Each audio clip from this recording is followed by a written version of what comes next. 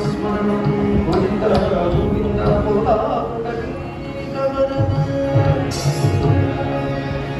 सद्गुरु महाराज की जय। आंजनेय स्वामी महाराज हरे राम राम राम हरे हरे हरे कृष्ण कृष्ण कृष्ण हरे हरे हरे राम राम राम हरे हरे हरे कृष्ण कृष्ण कृष्ण हरे हरे।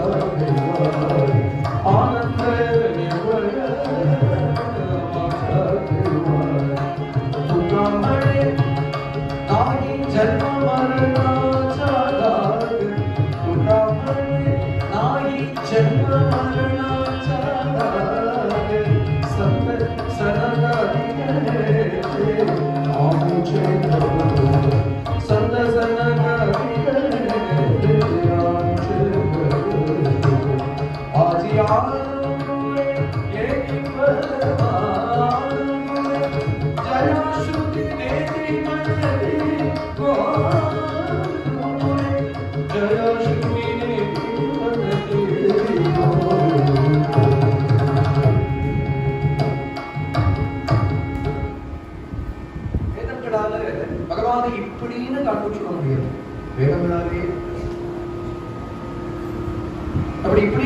காமிச்சு கொடுத்துட்டா இப்ப என்ன ஆயிடும்னா நம்ம புத்திக்கு உட்பட்ட வஸ்துமா இதை இப்படி பார்த்துக்கலாம். அந்த தோல் போய் இப்படி திரும்பி எல்லாம் அந்த நின்று இருக்காரு இப்படி பார்த்துக்கலாம் நிற்கிறார் நின்றுதான் இருக்காரு. ஆனால் உள்ளபடி புரியறதாங்கிறதுதான் விஷயம். உள்ளபடி புரியறதா உள்ளபடி காமிச்சு கொடுக்க முடியுமா?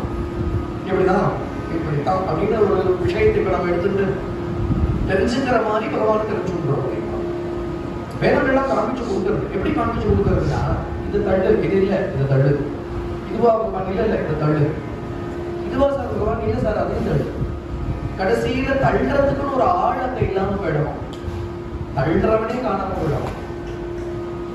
தள்ளிட்டு இருக்கானு அர்த்தம். இதுவா பகவான் ஆராய்ச்சி பண்ணிட்டு இருக்கானே, இந்த ஆராய்ச்சி பண்றவனே இங்க காணாம போயிட்டா மிச்சப்பட்டு எதுவோ அதுதான் பகவான். அதனால ஸ்ருதி என்ன பண்றதுனா நேரடியா இப்படித்தான் காண்பிச்சு கொடுக்கல. இது இல்ல இது இல்ல இது இல்லைன்னு தள்ளி தள்ளி தள்ள முடியாத கடக்க முடியாத ஒரு உள் கடவுள். அதுதான் ஜயா ஸ்ருதி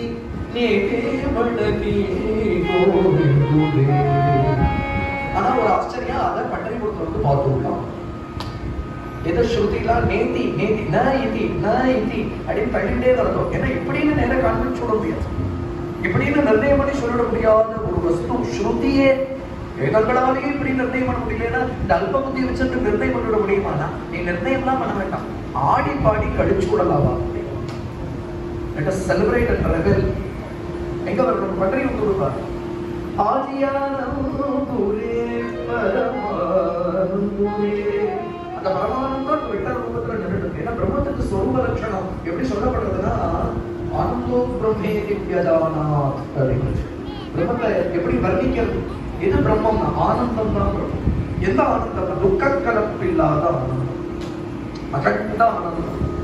அதுதான் பிரம்மத்துக்கு சொரூப லட்சணம். அதுதான் இடுப்புல கையை வச்சிருந்து மகரகுண்டலத்தோட வைஜெயந்தியோட அழகான பீதாம்பரத்தோட பரமாலையோட விட்டரனா பரபிரம்மலிங்கம் பஜை பாடுறது இந்த காட்சி கொடுத்தாரு.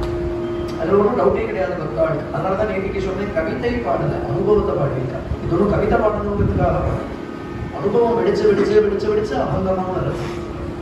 அதனால இது பரமானந்தம். அதுவும் எப்படி தெரிஞ்சுக்க முடியும்? இந்த விட்டலம் தான் பிரம்மங்கிறத எப்படி தெரிஞ்சுக்க முடியும்? சாதுக்களாக தெரிஞ்சுக்கலாம். சாதுக்கள் அனுபவத்தை நம்ம வேதத்துல உட்கார்ந்து வச்சுடுவோம். நம்ம சாமர்த்தியத்துல தெரிஞ்சுக்க முடியாது. சத்சங்கத்துக்கு போயிட்டோமானால் அப்படி நாமதேவர், துகாராம், நிவர்த்தி தேவர், சோபான தேவர், முக்தா, பாக்யானேஸ்வரர், சோகமேள, ஒரு பக்கம் கோராகும்பர் அப்படிங்கிற ஒரு சத்சங்கத்துல ஒருத்தர் இருந்துட்டானா அஜ்ஞானியே இருந்துட முடியுமா அவனால? ஆனா அப்படி ஒரு சத்சங்கம் கிடைக்கிறது ரொம்ப துர்லபம்.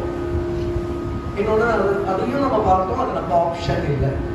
தெய்வம் வந்து தள்ளணும். ஆனா கரையேற்றம்னா சாதுக்களை கொண்டுதான் கரையேற்றலாம்.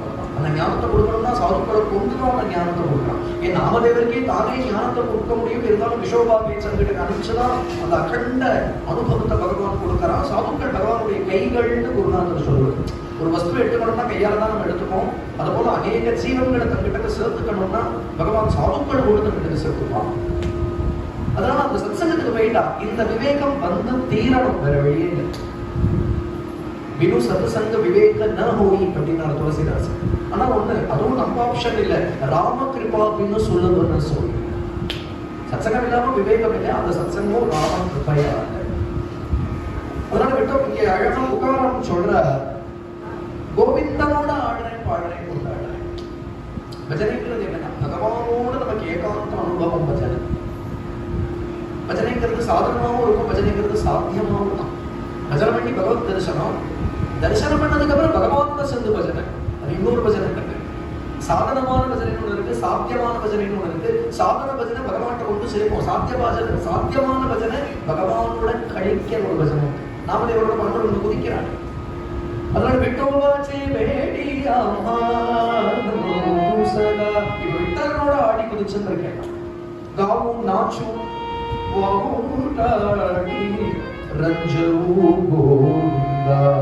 ஆடுவேன் பாடுவேன் தாளங்களை போட்டு அவனை மகிழ்விப்பேன். இப்ப நம்ம பஜனை பண்ணா நம்ம தலையாட்டியும் கேட்கணும். முன்பு தலையாட்டுவானாங்கிறதுக்கு ஒரு பஜனை, இப்ப தலையாட்டுறதுக்காக ஒரு பஜனை இல்லையா? ஏன்னா பக்தியே சாதனமாவும் இருக்கு, பக்தியே சாத்தியமாவும் இருக்கு. அதுதான் அழகா பக்திக்கு. அதனாலதான் ஒரு எல்லை காண முடியல. சாதாரண ரூபத்திலையும் பக்தி இருந்து நமக்கு சம்சாரத்தை போக்கி ஞானத்தை கொடுக்கறது. ஞானத்தை அடைஞ்சதுக்கு அப்புறம் பண்ற பஜனை ஞானிகள் பண்ற பஜனை. அதுதான் பகவானுக்கு அதுல ஒரு பெரிய பெருமை. ஞானீச்ச வரத ரிஷபா அப்படின்னு அர்ஜுனனை பார்த்து சொல்றாண்டே, ஞானி கூட இதை பக்தி பண்றாங்க. அந்த ஞானிக்கு பக்தி பண்ணி ஆக வேண்டியது ஒண்ணும் இல்லை. கிம் பஜனீயம், கிம் அபஜனீயம், கிம் பఠனீயம், கிம் அபఠனீயம். ஒரு காரியம் பண்றது பண்ணாம இருக்கிறதுங்கிற ரெண்டுக்கும் அப்பாற்பட்டவன் ஒரு ஞானி. ஏன்னா பண்றது பண்ணாம இருக்கிறதுங்கிற ரெண்டுக்குமே சங்கல்பம் காரணம்.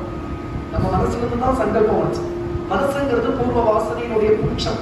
அந்த மனசை அழிச்சிட்டவன் ஞானி அப்படிங்கிறது அவன் பண்ற பக்திக்கு சங்கல்பம் காரணம் இல்லை. அது ஒரு பூ புஷ்பிச்சா சுகந்த வர மாதிரி இருந்தது. உள்ள வந்து ஒரு ஃப்ராக்ரன்ஸ். இன்ஃபேக்ட் ஞானத்தோட ஃப்ராக்ரன்ஸ் பக்தி. இல்லைன்னா ஞானிக்கு பக்தி பண்றதுக்கு என்ன காரணம்? ஏன்னா மோட்சம் போகணும் பக்தியா, இல்ல சம்சாரம் இருக்குன்னு பக்தியா? அவனுக்கு சம்சாரமும் கிடையாது, அவனுக்கு மோட்சம் போய் சேரணுங்கிற அவசியம் இல்லை. அவன் மோட்சத்திலேயே இருக்கான். அப்புறம் ஏன் பக்தி பண்றான்? அப்போ புரிஞ்சுக்கணும், அது அவ்வளவு அன்கண்டிஷனலா ஃப்ளோவாகிற விஷயம். பக்திக்கு காரணமே தேவையில்லை. அதனால காவும் நாச்சும் ஆனந்தமா இருக்கு. இப்ப எல்லாம் இல்லை, அந்த பக்தி கண்டிஷன் இல்லை, அன்கண்டிஷனலா. அவனும் தானும் வேற இல்லைன்னு அவனோட இரண்டரை கலந்து ஆனா அவனை பக்தி பண்றான். சதா சதா சாட்ச ஆமா நித்ய தீபாவளி. ஏடா சுகர் புகாரம் கேட்கிறார், அது என்ன தீபாவளின்னு வருஷத்துக்கு ஒரு தடவை அது கொண்டாடணுமேன்னு அதை போக கொண்டாடுவான். இப்ப அப்படிதான் நடக்குது. சம்சாரிக்கமா இருக்கிற ஒரு ஹாப்பினஸ், நான் சொல்றது ஒரு பரமானந்தம்லாம் இல்லை. ஆனா அந்த சம்சாரிக்கமா இருக்கிற லௌகீக ஹாப்பினஸே இன்னைக்கு புண்ணிய பலன் ரொம்ப குறைஞ்சிட்டு போறதுனால அதனுடைய யதார்த்தமான ஆனந்தம் தெரியுது. அந்த சுகம் கூட இன்னைக்கு ஜனங்களுக்கு இல்லை. இதுக்கோ ஓடிட்டு இருக்கா ஜனம். முந்திலா தீபாவளினா என்ற ஒரு அது ஒரு சின்ன விஷயம். ஆனால் அதுக்கு ரொம்ப பெரிய ஏற்பாடு நடக்கும். துணி வாங்கிக்கிறதுல இருந்து, இந்த வட்டாசு பண்ணிக்கிறதுல இருந்து, இந்த குழந்தைகள்லாம் சேர்ந்து வீதியில வெடிக்கும். அப்புறம் அன்னைக்கு எல்லா பரிபாடியுமே நமஸ்காரம் பண்ணிட்டு வருவா. அப்புறம் இவாத்துல இருந்து அவாத்துல இருந்து எல்லா அவங்க பக்ஷங்கள்லாம் கொடுக்குவா. ஒருத்தர் ஒருத்தர் கிரீட் பண்ணுவா. சந்தோஷமா நீங்க அதெல்லாம் போயிட்டு அது பைசா நிறைய இருக்கு எல்லாருக்கும். அந்த லௌகீகத்துக்கு இறங்கல, இதுக்கே இன்னைக்கு வழி இல்லைன்னு சொல்ல வரேன். புரியுது? அதுக்கே வழி இல்லை. ஆனா துகாராம் சொல்றார், நித்திய தீபாவளிக்கு வழி சொல்றேன். நித்திய தீபாவளிக்கு வழி சொல்றேன். தினப்படி சத்சங்கிறது தான் நித்திய தீபாவளி. என் காலத்துக்கு நிறைய சாதுக்கள் வரா, இதுதான் தசரா, இதுதான் தீபாவளி. ஆஜி ஆனந்தூரே. என்ன ஒரு அழகான ஒரு விஷயம் பார்க்குது. The happiness is now. It is now here. இல்லைன்னா it is nowhere. சத்சங்கத்துல இந்த க்ஷணம் நாமா சொல்லிட்டு இருக்கியா, இந்த க்ஷணம் கதை கேட்டு இருக்கியா, கீர்த்தனை பண்ணிட்டு இருக்கியா, இதுதான் தசரா, இதுதான் தீபாவளி. நீ இதை மட்டும் எங்கேயோ ஒரு ஆனந்தம் இருக்குன்னு தேடினேன்னா it is nowhere. Or else it is now and here. It is nowhere. ஆஜியானந்தூரே. ஒரு பக்தன் ஒரு மொமெண்டையும் வாழ்வான். He lives the present. எல்லாரும் நீங்க சொல்ற live your present, live your present. இல்ல presentனாலே பகவான் கிட்ட இருக்கிற presentன்னு அர்த்தம். இந்த மொமெண்ட்டை பாரு. நடந்ததை நினைச்சு கவலைப்பட்டுட்டு, நடக்க போறதை நினைச்சிட்டு பிரமிச்சிட்டு ரெண்டுமே அசத்தியம். இந்த மொமெண்ட் கையில இருக்கு, நாம சொல்லு. இந்த மொமெண்ட் கையில இருக்கு, கதைகள். இந்த மொமெண்ட் கையில இருக்கு, கீர்த்தனம் பண்ணு. அடுத்த மொமெண்ட் இருப்போமா தெரியாது. இந்த நிமிஷத்தை தன்யமா வாழ்ந்துட்டு போயிடலாம், தன்யமா வாழ்ந்துட்டு போயிடலாம். அதனால சொல்றாரு ஆஜியான ஒரு அவங்க எவ்வளவு மெசேஜ் கன்வே பண்றது. ஆனா ஒண்ணு கிடைச்சிருக்கிற வஸ்து எப்பேற்பட்ட வஸ்து, நான் வேதங்களாலேயே ஸ்ருதி நேதி மகனதி. எது இது இல்ல இது இல்லைன்னு தான் காமிச்சு கொடுக்க முடியாதோ, இதுன்னு எதால காமிச்சு கொடுக்க முடியலையோ அதை இன்னைக்கு நம்மளோட ஆடுறது, பாடுறது, குதிக்கிறது, கழிக்கிறது.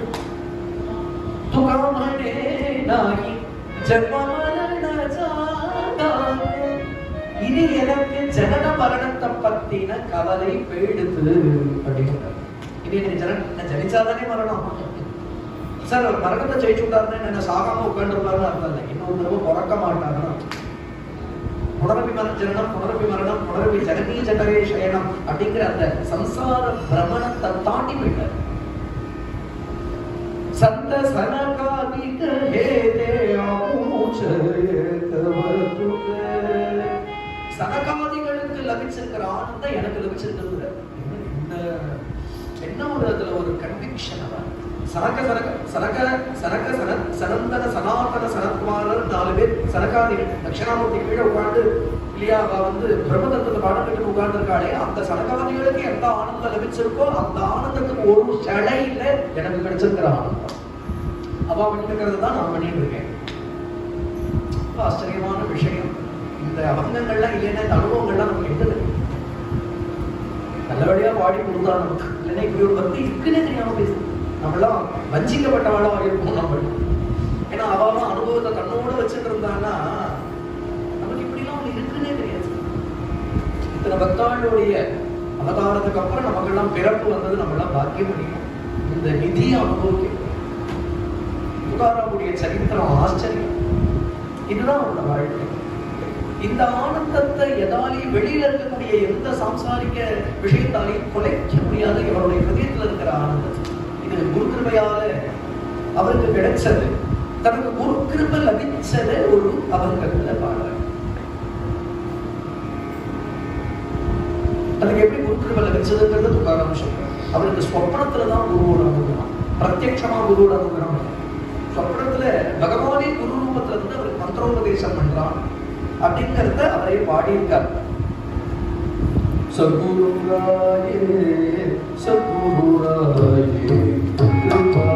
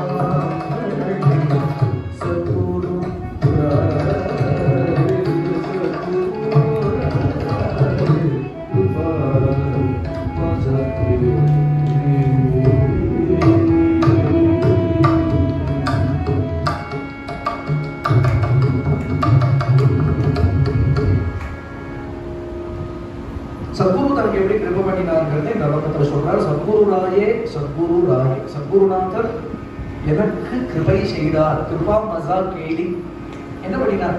சாப்படலே வாடே ஜாதா கங்கா ஸ்நான மஸ்தகி தோ ஜானா கேவிலா கர.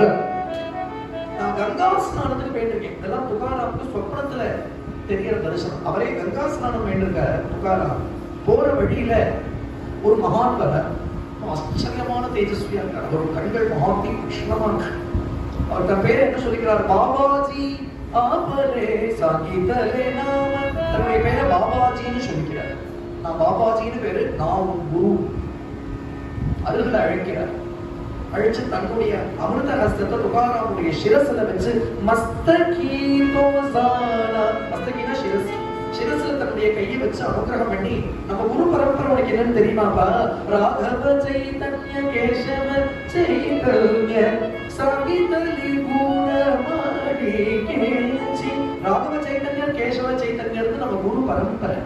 அந்த பரம்பரையில தான் நான் வந்திருக்கேன், நீயும் அந்த பரம்பரையை சேர்ந்தவன் அப்படின்னு சொன்னா, மேல காத காண்பி அப்படின்னு சொல்லி ராம் கிருஷ்ண ஹரி, இதுதான் வார்க்கரி சம்பிரதாயத்தினுடைய பிராணனான மந்திரம். விட்டலனுடைய மூல மந்திரம் இருக்கும்.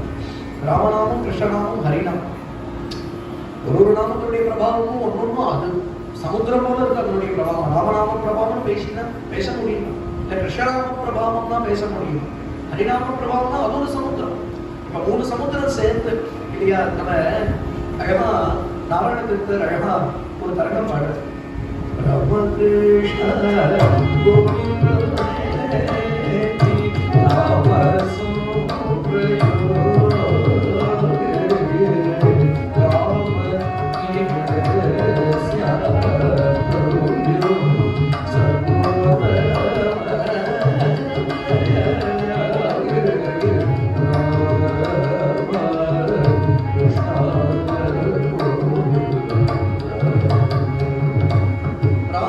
கோவிந்த பிரயாகம்னா 3 நதிகள் சேர்ற இடம். கங்கா யமுனா சரஸ்வதி சங்கமம் தான் பிரயாகி. அதான் பிரயாகராஜ்னு பேர்.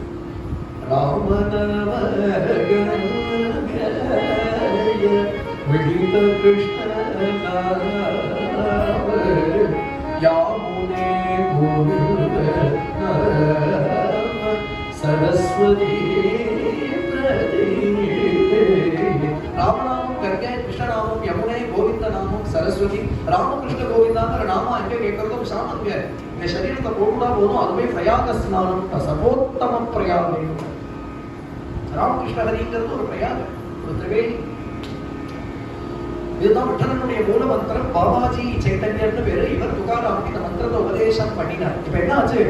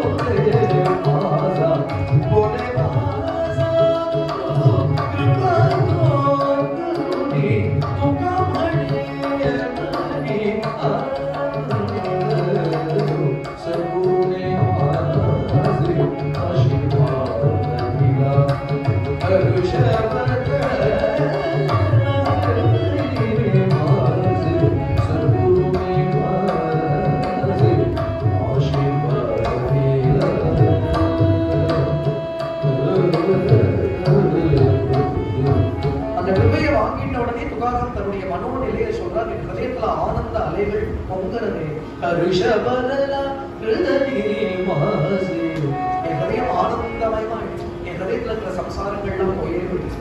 சம்சார சிந்தனை போயிடுச்சு. இப்ப குரு கிருபை கிடைச்சுட்டு அப்புறம் சம்சாரம் ஏது சம்சாரம் கிட்டக்க கூட நம்ம ஆயே நினைக்காது. குரு கிருபை வஜ்ரகவசமா ரட்சிக்கும். போலே மசா குரு கிருபா கருணி. என்னுடைய குரு என்னிடத்துல கிருபை பண்ணி 2 வார்த்தை பேசினார். அது என் ஜென்மாவுக்கு என் சித்தத்துல பரமானந்தத்தை கொடுத்துருக்கு. என் ஹதயத்தை ஆனந்தத்தால ஒப்பிடுக்கும். துக்காமனே மணி ஆனந்தம். மனசுல அப்படி ஒரு ஆனந்தம். இந்த மனசினுடைய பிராகிருத தன்மை போயிடுதுன்னு மனசுல எங்கிறது ஆனந்தம். மனசு திருப்பி சத்வம் ரஜசு தமசுங்கிற ஒரு குணத்தை பிடிச்சிட்டு விவகாரத்தை தான் கல்பிக்கும். அப்படின்னா என்ன ஆயிடுதுன்னா மனசு சின்மயமா எடுத்துதான்.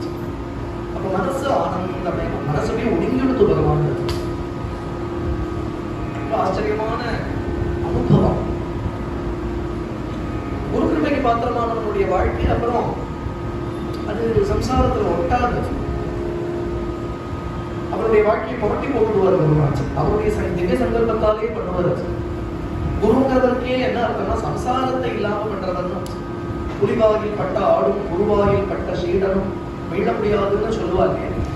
புலிவாயில் ஒரு ஆடு மாட்டின்னு கொடுத்தனா அந்த ஆடை அந்த எப்படி கிழிச்சு போட்டுடுமோ அதை போல குரு கையில அகப்பட்ட ஒரு சிஷ்யனுடைய அகங்காரத்தை குரு கிழிச்சு போட்டுடுவோம். அவனுடைய சம்சாரம் நிற்காததுக்கு அப்புறம் அவனை குரு ஒரு ஸ்படிகமா பண்ணி பகவானிடத்துல சேர்க்கிற வரையும் அந்த குரு ஓயம் அது அவரே எடுத்துக்கார். அந்த ரெஸ்பான்சிபிலிட்டி ரொம்ப சந்தோஷத்தோட அவரே எடுத்துன்றார். இவன் சம்சாரத்தை போக்கி கருணையின ருத்ரோக ககனமுன கொட்ட அடிக்கிறார் தியாகராஜர். சத்குருலேக எடுவண்டி குறுக்கி தெரிகிற போது குருவை தவிர இந்த கிருபையை இன்னொருத்தனாலும் பண்ண முடியாது. துகாராம் பண்டாரா மலைக்கு போவார். அடிக்கடி அந்த மலையில போய் உட்காந்து ஏகாந்தத்துல அபங்கங்கள் பாடுவார்.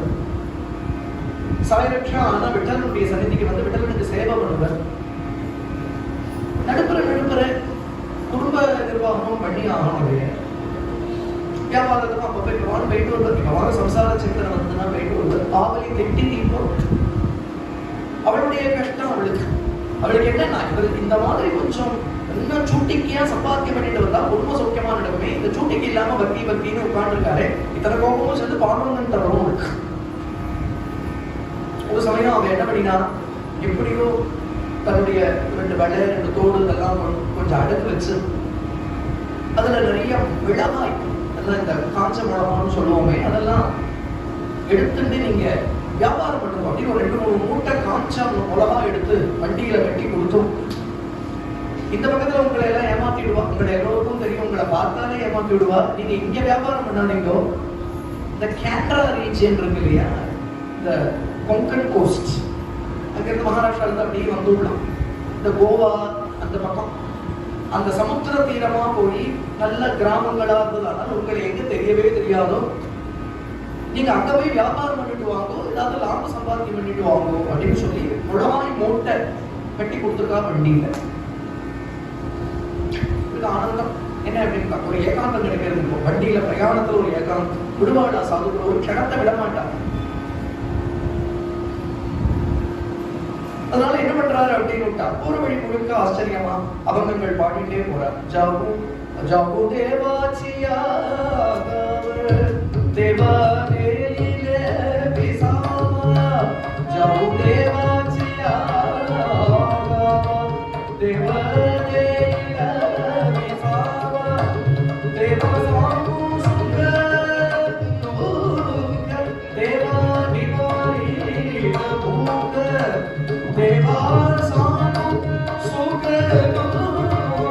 தேவா நிவாரி பூக ஜபு தேவா சியா தேவா தேவா விசாவா காரு தேவா சிச்சரமா காரு தேவா சிச்சரமா தேவா சுகாச்சா देवा सुखाचा सागर राहू जवळी देवापाशी राहू जवळी देवापाशी आता जडोनी पायासी आता जडोनी पायासी तुका म्हणे आम्ही वारे तुका म्हणे आम्ही वारे या देवाची लढीवाले या देवाची लढीवाले जाऊ देवाची आगार देवा जाऊ देवाची आगार देवा देईल நான் எங்க போயிட்டு இருக்கேன்? அவருக்கு எந்த யாத்திரையா இருந்தாலும் பண்ற யாத்திரை தான் அவருக்கு. ஏதோ வியாபாரத்துக்கு போயிட்டு இருக்கேன், கொங்கன் கோஸ்ட் போயிட்டு இருக்கேன், மிளகா வியாபாரம் பண்ணிட்டு இருக்கேன், அதெல்லாம் அவருக்கு ஞாபகத்துல இல்ல. ஜாமு தேவாச்சியாக தேவனுடைய என்னுடைய தேவனுடைய ஊருக்கு போயிட்டு இருக்கேன். தேவ தேயில விசா எனக்கு ஆறுதல் அனுப்பணும். 1000 சம்சார பரிசிரமம் இருந்தாலும் நிம்மதியா போய் அவனுடைய மடியில தலை வச்சு எனக்கு தடவி கொடுத்து ஆறுதல் கொடுப்பான். தேவ தேயில விசாவா விசாவானா விஸ்ராந்தி கொடுப்பான். எங்க போறாரு அப்படின்னா it's not a travel outwards, it's a travel inwards. என் சித்தம் ஹிருதயமே பண்டறி, அதுல அந்தர்யாமி பாண்டுறாங்க. என் சித்தம் அங்கதான் ஓடுறது. அதனால தேவா தேவா நாம் ஜாவும் தேவாச்சியா காவம்.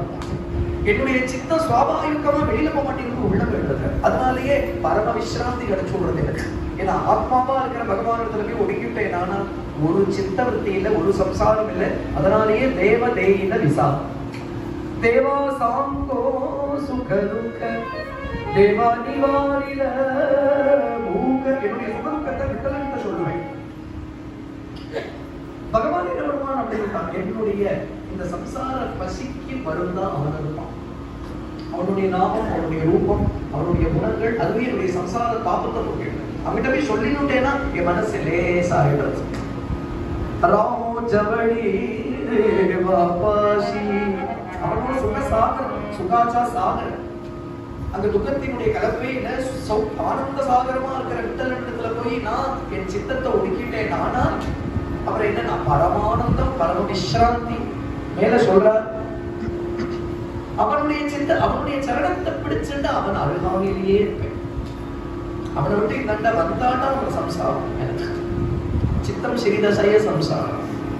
லிட்டரலாவும் அர்த்தம் பண்ணலாம், தத்துவமாவும் அர்த்தம் பண்ணலாம். பட்டரைக்குமே பாண்டவனோட சரணத்தை பிடிச்சுட்டாலும் அங்க சம்சாரம் இல்லை. அத போல சித்தத்துல பாண்டவன் பிரகாசிக்கிறான். சித்தத்தை கொண்டு அவன் சரணத்துல வச்சுட்டோமானால் அவன் சம்சாரம் இல்லை. அங்க இருந்து கொஞ்சம் சித்தை எழுப்பி வெளியில என்ன இருக்குன்னு பார்த்தாதான் துக்கம். துக்கமணியாமி வாழே யா தேவாச்சி லடிவாழே.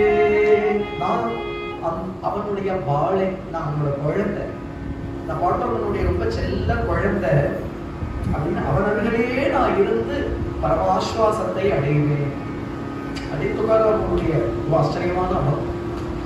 வேற வியாபாரம் பண்ணலேன்னு அர்த்தம் தான். அவளுடைய சரீரத்தையும் நகர்வதை தவிர சித்தம் எப்பவும் பாண்டுங்க சரணத்திலேயே ஒழுங்கி வெளியே பாடிட்டு ஆனந்தமா அந்த வண்டி போய் போய் போய் கோவா, இப்ப இருக்கிற கோவா, அந்த கொங்கல் கோஸ்ட் இருக்கே, அங்க ஒரு கிராமம். அந்த கிராமத்துக்கு போயிட்டேன்.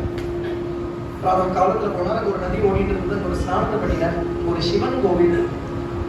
பட்டை பக்தாவோட பேதம் கிடையாது. இவெல்லாம் பரம வைஷ்ணவா இருந்தாலும் வைஷ்ணவாடா இருந்தாலும் அப்பேற்பட்ட சிவம் அவங்களும் படித்தார். வேத திருஷ்டி கிடையாது. பாண்டவனிடத்துல ஏகாந்த நிஷ்டை. பரமேஸ்வரனே எப்படி பாண்டவ சொல்லணும்னு பார்த்துருவாங்க.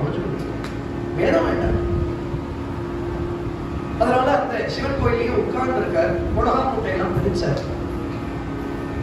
ஒரு பாட்டுக்கு நாமசம் பண்ணிக்க பாட்டுங்க. அதாவது ஊர்ல போய் 4 பேருக்கு சொல்றது மாதிரி மிளகா வியாபாரி, நான் ஊர்ல வந்திருக்கேன், நான் தேவ ஊர்ல வந்திருக்கேன், மிளகாய் படி இந்த வேலை அப்படின்னு ஒரு 4 வீதியில போய் சொல்லிட்டு இருந்தா அப்புறம் எல்லாரும் வாங்க வருவா. இவருக்கு அதெல்லாம் தெரியாது. யாரோ ஒருத்தன் வந்து பார்த்தா, யாரோ ஒருத்தர் நெத்தியில கோபிட்டு இருக்காரு, கையில திருமால இருக்காரு, கையில ஜபம் பண்ணிட்டு இருக்காரு.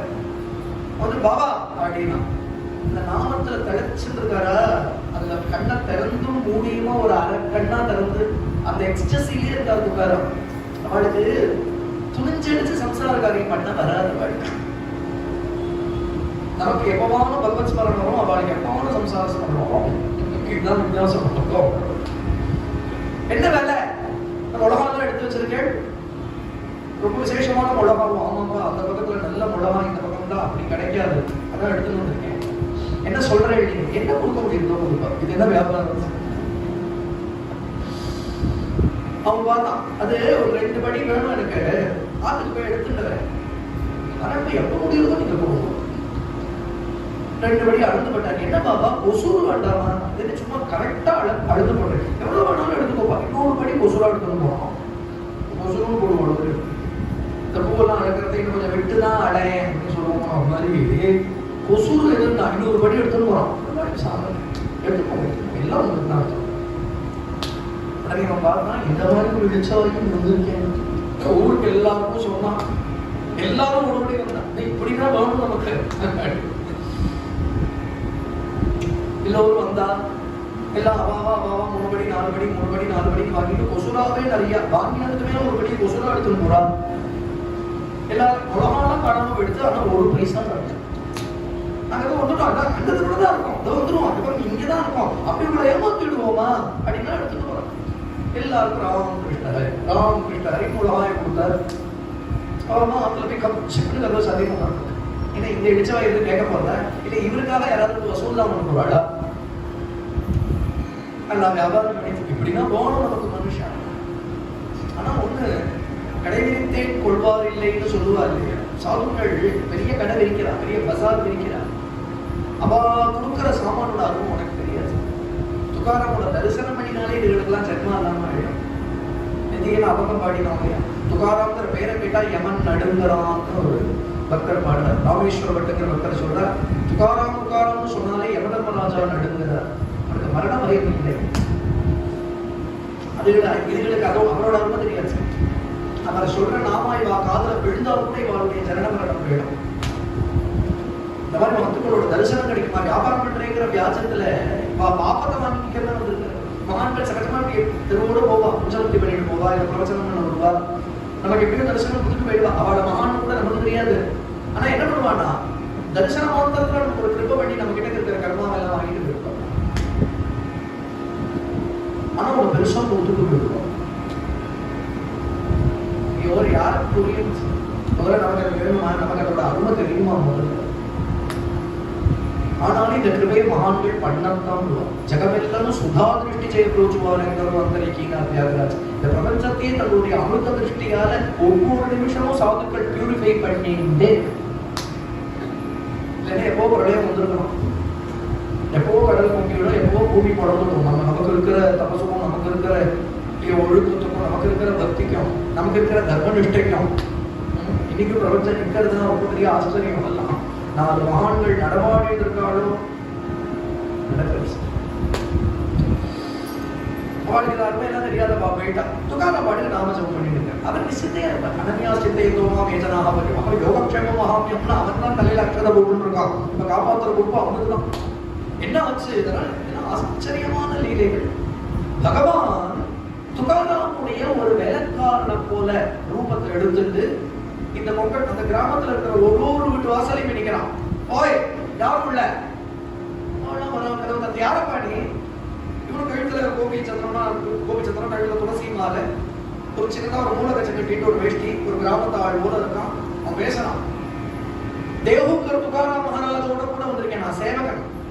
மிளகா வாங்கிட்டு போனியா, பைசா கொடுக்க வேண்டாங்க, எனக்கு நம்ம சத்தி உட்காந்துருக்க கப் சிம்பிள் மிளகாயாவது ஒன்னாவது, நாங்க எந்த மிளகாய் யாருக்கையும் வாங்கலையே. இந்த பாரு, உன் வீட்டுல எத்தனை மிளகா இருக்குன்னு எண்ணி சொல்ல முடியும்.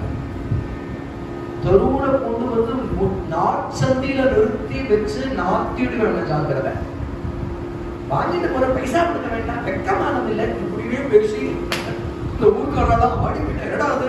இவர் தனியா ஆளா வந்தாருன்னு நம்ம நினைச்சுட்டு இருக்கோம். இவர் யாரையும் கூட்டி வந்திருக்காரு. அவன் சொல்றான், உங்க ஆத்துல இத்தனை மிளகா இருக்கு எனக்கு தெரியும், எண்ணி சொல்ல வேண்டாம், வாங்கிட்டு போன பைசா கொடுமையா. இப்படியா ஒரு சாதுவை ஏமாத்துவ? என்ன யாரும் இல்லைன்னு நினைச்சிருக்கியா கேட்கறதுக்கு? ஆமா வா வா வா கொண்டு பைசாவை கொடுத்துட்டோம். நம்ம என்ன சொன்னா, எங்க கிட்ட கேட்டா சண்டை போட்டு வாங்குறியே, சரி கொடுத்துடுறோம். இந்த ஊர்ல ஒரு பயில்வான் இருக்கான், ரொம்ப பெரிய பயில்வான். அவனை கேட்டா நாங்கள்லாம் நடுவோம், ஊரே நடுவோம். அவனும் உலகம் வாங்கிட்டு போயிருக்கான். எங்க கிட்டக்க சாமர்த்தியமா பேசி வாங்கினியே, அவன் கிட்ட நீ வாங்க பார்க்கணும். அவளுக்கு அது ஒரு பெரிய பெருமை. அவ ஊர்ல அப்படி ஒரு ஆள் இருக்கான் அப்படின்னு. அவன் எப்பேற்பட்டவனா இருந்தாலும் வாங்குவேன். ஊரே வருது பின்னாடி. அவன் போய் அந்த பயில்வான் வாசல்ல நிக்கிறான். அவன் பார்த்தா முட்டா தட்டின்னு அப்படி நின்று இருக்கான். யாரா நீ அப்படின்னு கேட்கான். யாரா இருந்தா என்ன, உலகா வாங்கிட்டு வந்தா பைசா கொடுக்கணும்னா வேண்டாம், உலகாவாது ஒண்ணாது. எவன் என்கிட்ட தைரியமா பேசுறேன், இந்த மாதிரி உங்ககிட்ட நான் வம்புக்கெல்லாம் வரல, உன் மத்தியுத்தத்துக்கு முன்னோக்கி நான் வரல, நீ வாங்கின உலகாக பைசா கொடுக்கணும்னு இருக்கேன். கொடுக்கலன்னா என்ன பண்ணுவேன்? உடனே அவன் சொன்னான், இந்த ஊர்ல முச்சந்தியில ஒரு மரம் இருக்கு பத்தியா, அந்த மரத்துல தூக்கு மாட்டின்னு தூங்கிடுவேன். ஒன்னால இப்படி ஒருத்தான் அசலூர்ல இருந்து வந்து இந்த ஊர்ல உயிரை விட்டான், அதுவும் தொங்குவேன், இப்படியே தொங்குவேன். நடத்தி காமிக்கட்டா? இந்த ஊர்க்காரெல்லாம் பார்த்தா, அடே அவர் கொடுக்க வேண்டியதை நாம கொடுத்தோம்டா, எங்க ஊருக்கு இப்படி ஒரு பேரை வந்து போட்டுட்டாரு. அந்த பைவான உருட்டி விரட்டி கழிச்சு அவங்கிட்டையும் பைசா வாங்கிட்டு வந்து விடு விடு விடு இருந்தாரு. துகாராம் கிட்ட வரல. என்ன சொல்லிக்கிறா, நான் இந்த ஊர்ல கிராம அதிகாரி, இவாட பைசாவே தரமாட்டா இல்லையா, எனக்கு தெரியும் உங்களை ஏமாத்துவான்னு தெரியும், அதனாலதான் அவாவாட்டக்க அவாவா வாங்கி நம்ம உலகாக்கு பைசா வாங்கிட்டு வந்திருக்கேன், இந்த அவங்க மூட்டை கட்டி கொடுத்துட்டு அதை நின்றுறேன். இந்த ஊருக்காரன் வந்தா துகாராம் பார்த்து, என்ன யாருமே கூட்டிட்டு வரல, யாரோடையும் நான் வரல, தனியா வந்திருக்கேன் நீங்க சொன்னேன், இவர் வந்திருக்காரு. துகாராம் சொன்னாங்க, இவரை எனக்கும் தெரியாது. ஊர்க்காரன் கிளம்பினான். துகாராமுக்கு இன்னும் இவர் யாருன்னு புரியல. துகாராம் சொல்றா, பெரிய உபகாரம் பண்ணியிருக்கேள், நான் ஏதாவது ஆகாரம் பண்ணணும், 2 ரொட்டி பண்ணிக்க வரேன், உங்களுக்கு 2 ரொட்டி பண்ணி தரேன். ஆஹா, தாராளம், உங்க வேலை சாப்பிடறதுக்கு போட்டுறேன். அடுப்பு மூட்டினார், 4 கல்ல வச்சா, 2 விறக போட்டு சுள்ளி வச்சுட்டு ஒரு நெருப்பை மூட்டி அதுல அழகா ஒரு ரொட்டி பண்ற. ரொட்டி பண்ணினா அது பரமேஸ்வரனோட சன்னிதி, அங்கதான் இதெல்லாம் நடக்கிறது, அங்கதான் தங்கி இருக்காரு வந்து அவர். இவருமா அவருமா அழகா கொஞ்சம் நெய்யை எடுத்து தடவி கொஞ்சம் சர்க்கரையை போட்டுட்டு இவர் பரமாற, அவர் ஆனந்தமா சாப்பிட, நீங்களும் சாப்பிடுங்க அப்படின்னு அவர் சொல்ல துகாராமும் 2 ரூபா வாயில போட்டுக்க போறார். அதுக்குள்ள ஒரு பைராக்கி பாபா வந்தாரு. பெரிய ஜடாபாரத்தோட இருக்கார், பெரிய தாடியோட இருக்கார், உடம்புக்கு ருத்ராட்சம் போட்டு இருக்கார், விபூதி தாரணம் பண்ணிட்டு இருக்கார். என்ன விட்டுட்டு நீங்க சாப்பிடுறது அப்படின்னு பாடுற கொஞ்ச நேரம். அதுக்கு எல்லாரையும் கூப்பிட்டு இருக்க முடியுமா சுவாமி? வேணும்னா நீர் தான் வரணும். அவரும் உட்கார்ந்தார். யாருன்னா அந்த கோவில் பரமேஸ்வரன். துகாராம் இது ஒரு பக்கம் பாண்டரங்கன், ஒரு பக்கம் பரமேஸ்வரன், நடுவில் துகாராம். இதெல்லாம் பக்த விஜயத்தில் ஆச்சரியமா மணிபதி எழுதல. ஒரு பக்தனோட சல்லாபம் பண்றதுக்கு, ஏன்னா பரமேஸ்வரனுக்கு ரொம்ப பிடிச்சவா தன் பக்தாளோட ஹரிபக்தாள ரொம்ப பிடிக்கும். குருவாயூர் கஷேத்திரத்துல மம்மியூர் மகாதேவன் இருக்காரு. மம்மியூர் கஷேத்திரம் குருவாயூருக்குள்ளேயே. முதல்ல மகாதேவன் எங்க இருந்தாருன்னா, இப்ப குருவாயூரப்பன் எங்க இருக்கானோ அங்கதான் உட்கார்ந்து இருந்தார், தபஸ் பண்ணிட்டு இருந்தார். நாராயண சரஸ்வதி நகரையில பிரச்சேதசர்கள் ஒரு 10 பேர் தபசுக்கு வந்தார் குருவாயூர் கஷேத்திரத்துக்கு. அவள்லாம் குருவாயூரப்பன், அதாவது பகவான் நாராயணனை தபசு பண்றதுக்காக அங்க வந்தா. பரமேஸ்வரன் தரிசனம் கொடுத்தார். யாருக்கும் தெரியாம தானே அங்க தபசு பண்ணிட்டு இருக்கார் பரமேஸ்வரன். தரிசனம் கொடுக்கிறார் அந்த பிரச்சேதசர்களுக்கு. இந்த கஷேத்திரமா குருவாயூர் கஷேத்திரமா பிரச்சேதசர்கள் கேட்கிறா, நாங்க நாராயணனை தபசு பண்றதுக்கு தான் வந்தோம், இன்னும் தபச கூட நாங்க ஆரம்பிக்கல, உங்களை குறிச்சு நாங்க தபசும் பண்ணல, தபசு பண்ணாதான் நீங்களும் தரிசனம் கொடுப்பேன், நாங்க கேட்காம எதுக்கு எங்க முன்னாடி வந்து தரிசனம் கொடுக்குறீங்க? அவர் சொல்ற, உங்க மாதிரி பாகவதாளுடைய தரிசனத்துக்கு நான் தான் தபஸ் பண்ணிட்டு இருந்தேன். என் தபசையும் உங்களை போன்ற பாகவதாளு தரிசனம் பண்றது. எனக்கு ஹரியை விட, எனக்கு ஹரிய பிடிக்கும், அதை விட ஹரி பக்தாள பிடிக்கும். அதனால இந்த இடத்துல மகாதேவன் ஒரு பக்கம் நாராயணன், நடுவுல துகாராம். 2 பேரும் துகாராம் கூட்டி விடா, துகாராம் 2 பேரும் கூட்டி விட. இது ஒரு ஆனந்தம், ஒரு கீர்த்தனம் நடந்தது. அங்க இருந்து கிளம்பி இந்த பை, இந்த பணப்பை இருக்கே, ரொம்ப ஜாக்கிரதையா வச்சுக்கோப்பா அப்படின்னு வண்டி கட்டி அனுப்பி விடுற. பணப்பை எடுத்து ஒரு பாடு வந்து இருக்க ஆனந்தமான பஜனை.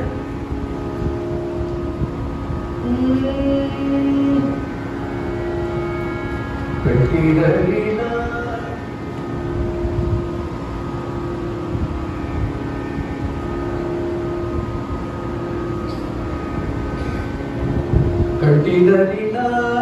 கிருஷ்ணமணி அவகாசனி பிரகாஷ.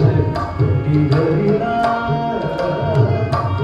கிருஷ்ணமணி அவகாசனி பிரகாஷ. கரவாட்டு ஏகமேகா, கடவாட்டு ஏகமேகா, வைஷ்ணவிகா Krishna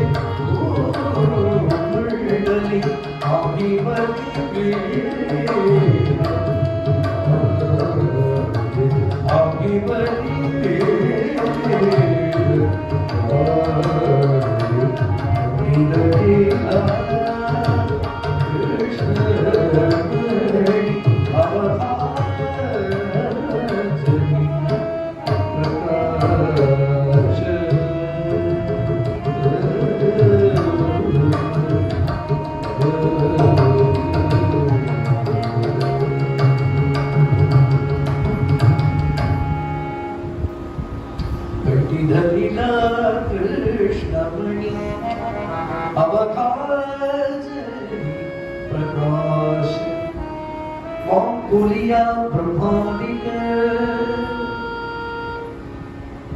उत्तम लोका धारक तुकामणि भूमंडली आही बड़वीरलाडे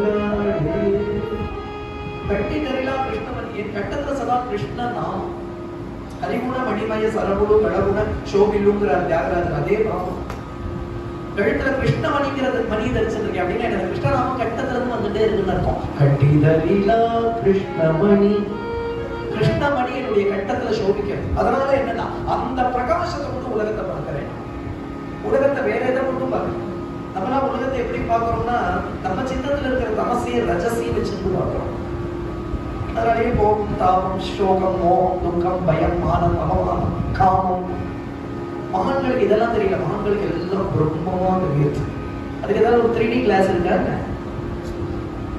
சித்தம் கிருஷ்ணமயமா இருக்கணும் வாக்குல நாமம் ஹிருதயத்துல பிரேமம் அது வந்து ஒரு விருதுதானா நம்ம பிரபஞ்சம் தெரியாது எல்லாம் கிருஷ்ணமயமா தெரியும் அதை சொல்றாரு வைஷ்ணவ நிகா சம்பிரம வாக்குலியா பிரம்மாதிகா உத்தம லோகாதா இந்த பிரபஞ்சம் எனக்கு பிரபஞ்சமா தெரியுது இதுவே வைகுண்டமா தெரியுது அதனால இங்க இருக்கிற வைஷ்ணவர்கள் குதிக்கிறார் இந்த நாமத்தை சொல்லிட்டு குதிக்கிறார் இந்த ஆனந்தம் எப்படி இருக்குன்னா தேவலோகத்தை பரிகாசம் பண்ற மாதிரி இருக்கு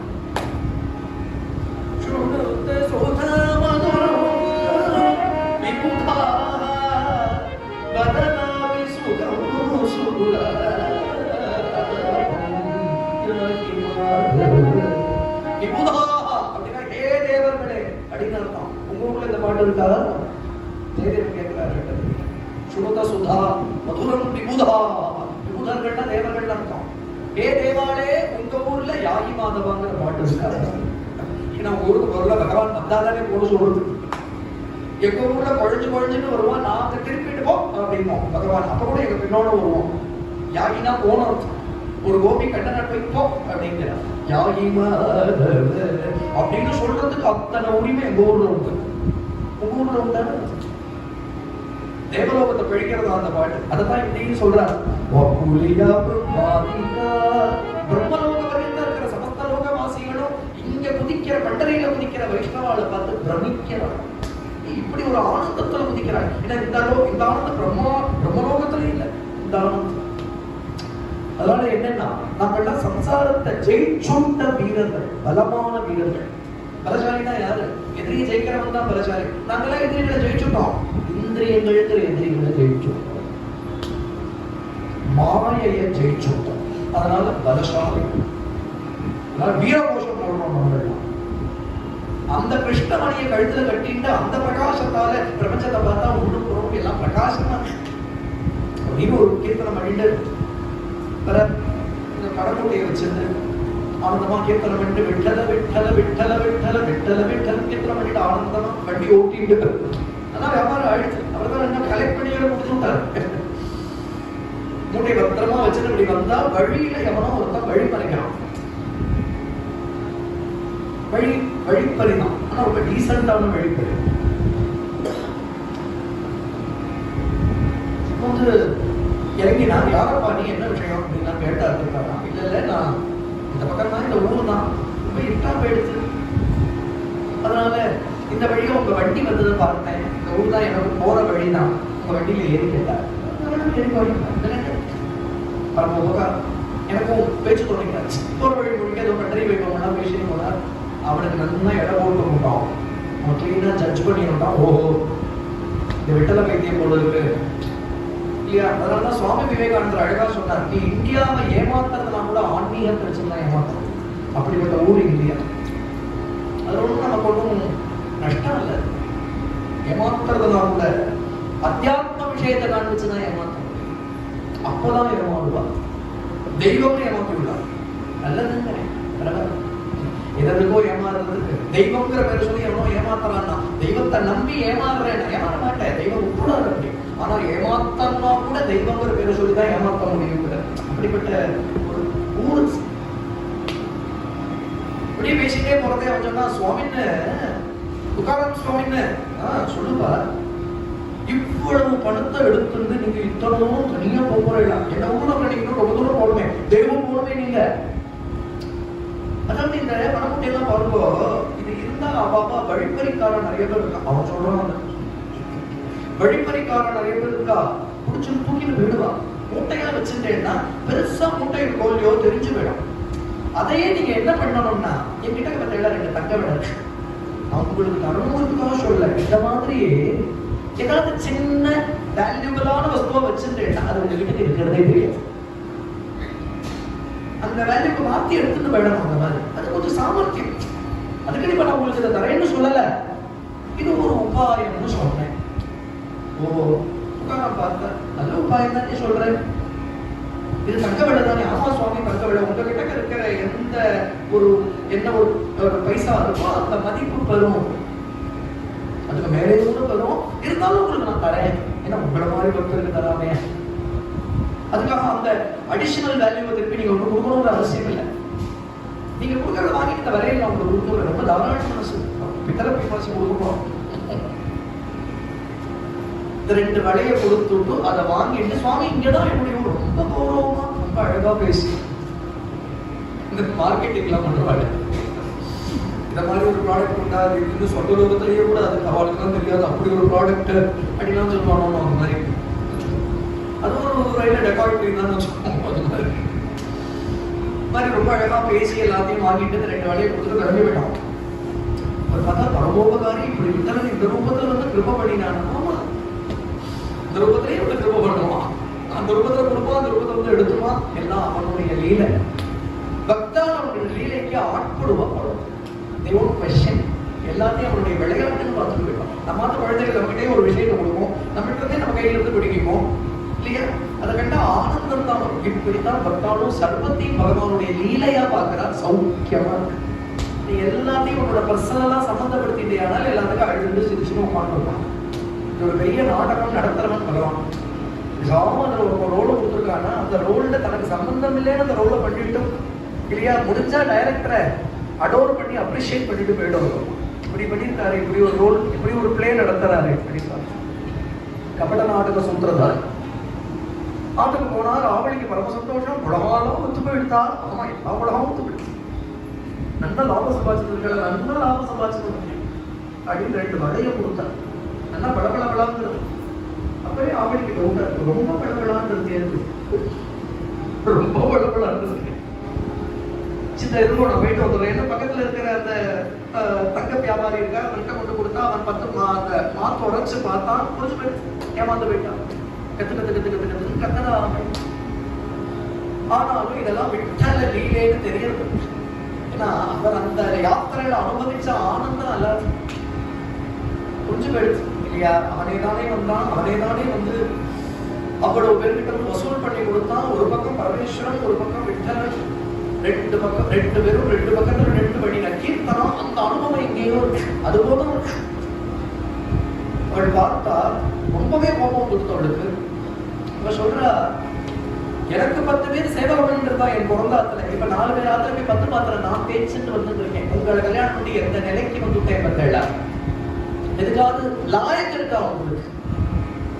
என்ன சம்பாத்தியம் பண்ணிட்டு வரேன்? என்ன நீங்க குடும்பத்தை காப்பாற்றுற லட்சம், இந்த லட்சத்துக்கு உங்களுக்கு கல்யாணமா? எல்லாம் அந்த கருப்பன் படுத்துற பாடும் உங்களை உடனே பிடிச்சுடுவா. எத்தனை லட்சார்ச்சனை பண்ணியிருக்காளோ, எத்தனை கோடி அர்ச்சனை பண்ணியிருக்காளோ, அதெல்லாம் புஸ்தகம் கிடைக்க மாட்டேங்கிறது. பணம் பாண்டவராட்சனை நிறைய பண்ணியிருக்கான். அப்ப கூட துக்காராம் சொல்லுவார், நீங்க என்ன நிந்த வேணா பண்ணு, பாண்டவன் அவன் யோகக்ஷேமத்தை பார்த்துக்கிறான். அவன் இஷ்டம்னு எது ஜீஜா அப்படின்னு, அவன் இஷ்டம்னு. இன்னைக்கு ஒரு படி அக்ஷரம் கிடைச்சதுன்னா அவன் இஷ்டம்னு இரு. அதுவும் கிடைக்கல, இன்னைக்கு ஒரு துளசி தீர்த்தம்னா அவன் இஷ்டம்னு. அவன் இஷ்டப்படி இருக்கிறது ஒரு ஆனந்தம் இருக்கு. அப்படி இருக்கணும். பிரம்மாதிகளை நியமிக்கிற பிரபுக்கு, அநேக கோடி பிரம்மாண்டங்களை சிருஷ்டி ஸ்திதி சம்ஹாரம் பண்ற பிரபுக்கு நம்ம குடும்பத்தை ரட்சிக்கிறது ஒரு பெரிய காரியம். ரட்சிக்கலையே, ரட்சிக்க மாட்டேங்கிறானே, ரட்சிக்காம நீ நானும் இருப்போமான்னு கேட்கிறேன். சரி, நீ சொல்றியே பாண்டவனை ஆசிரிச்சுதான் கட்டு போறேன், பாண்டவனை ஆசிரிக்காதவன் தான் கஷ்டப்படாம இருக்காங்க.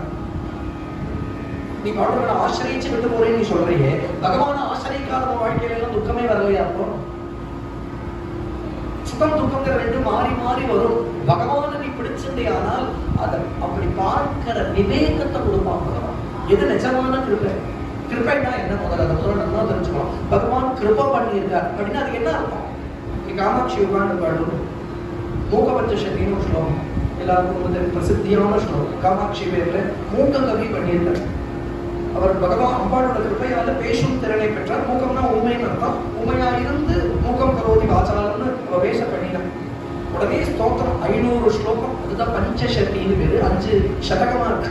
அதுல ஆர்யா சதகத்துல ஒரு ஸ்லோகம் சொல்ற, காமாட்சியால கட்டாட்சிக்கப்பட்டுட்டான் ஒருத்தன். ஒரு பக்கத்துல காமாட்சி கட்டாட்சி சொல்றார். எப்படி தெரிஞ்சுக்க? எதை தெரிஞ்சுக்க? சார் அவர் ஆத்துல ஒரே 18 ஒரு பங்களா வச்சிருந்தா நம்ம அடுத்த தடவை ஒரு பங்களா கட்டி விட்டார். அதுவா சொல்லுங்க, அதுவா இல்ல அவருக்கு வந்து திடீர்னு சார் நெத்தியில 3வது கண்ணு ஒன்று முளைச்சு கொடுத்து வருது. அவருக்கு திடீர்னு 2 பேர் அடிஷனலா ஒன்று. அவர் திடீர்னு பார்த்தா ஆகாசத்துக்கு பூமிக்கும் வியாபிச்சு நிக்கிறார். திடீர்னு ஆகாசத்துல பறக்கிறார், சமுத்திரத்துல நடக்கிறார், இங்க மறைச்சு அங்க தோன்றாரு. அப்புறம் அருள் வாக்கணும் சொல்றேன். திடீர்னு எவ்வளவு வரவழைச்சலாம் கொடுக்காரு. நான் சொல்றேன், இதுக்கு பரதேவதையான காமாட்சி உபாசிக்கணுங்கிற அவசியம் இல்லை. பூத பிரேத பிசாசங்கள உபாசனம்னா கூட இந்த சித்தினா ஒண்ணும். அதுக்கு பரதேவத்தை உபாசனம் பண்ணணுங்கிற அவசியம் இல்லை. அந்த சராச்சரத்தை உண்டு பண்ணி நிறுத்தி இல்லையா தனக்குள்ள ஒடுக்கிக்கிற அந்த பிரம்ம சக்தியவள் அவ கிருப பண்ணினா அந்த கிருபையை இவன் கிட்ட எதை கொண்டு பார்ப்ப? சிவ சிவ பஷ்யந்தி சமம். காமாட்சி கடாட்சிகா புருஷா. காமாட்சி கடாட்சம் அப்படின்னா ஒரு பக்தன் எப்படி இருப்பான்னா அவனுக்கு எல்லாத்துலயும் சமபுத்தி வந்துடும். இது சமபுத்தி. பவனம், அவனுக்கு ஸ்மசானமும் வீடும் ஒன்னா போயிடும். மித்ரமித்ரம், அவனுக்கு நண்பன் துரோகின்னு 2 பேர் இருக்கவே மாட்டான். இன்னொன்று லோஷ்டம் யுவதி பிம்போஷ்டம், ஒரு மண்ணாங்கட்டி சின்னம் ஒரு அழகிய பெண்ணுடைய உதடும் அவனுக்கு ஒன்னான். இதெல்லாம் எப்ப நடக்கிறதோ இந்த சமபுத்தி எப்ப வந்திருக்கோ அவனுக்கு, அப்ப காமாட்சி அவனை கட்டாட்சம் பண்ணியிருக்கான்னு புரியுது இல்லையா? இதுதான் கட்டாட்சம். நிதி வந்தது, பதவி வந்தது, சுகபோக வாழ்க்கை வந்தது அப்படின்னு இது கட்டாட்சம். இதெல்லாம் பூர்வ புண்ணியம் இருந்தாலே வந்துடும் இல்லையா? ஒரு ஜோசி கிட்ட காமிச்சா அவன் கட்டத்தை காமிச்சா சொல்ல மாட்டானா, இந்த டைம்ல இருந்து ஒவ்வொன்னு இருப்ப, நீ இப்ப கல்யாணம் பண்ணிடுவ, ஒரு குழந்தை பிறக்கும். இது நாஸ்திகன் மட்டும் காமிச்சாலும் சொல்லலாம் சொல்லுவான். புரியுறதா? பக்தி ஞான வைராக்கியம் வருமா அப்படின்னு அது கிருபையில் வரும். அதை பத்தியில யாருக்கு சார் கவலை? எந்த கடையில கிடைக்கும் கேட்போம் வச்சுக்கோங்க. நம்ம ஆனாலும் சொல்றேன், உண்மையும் தரவும்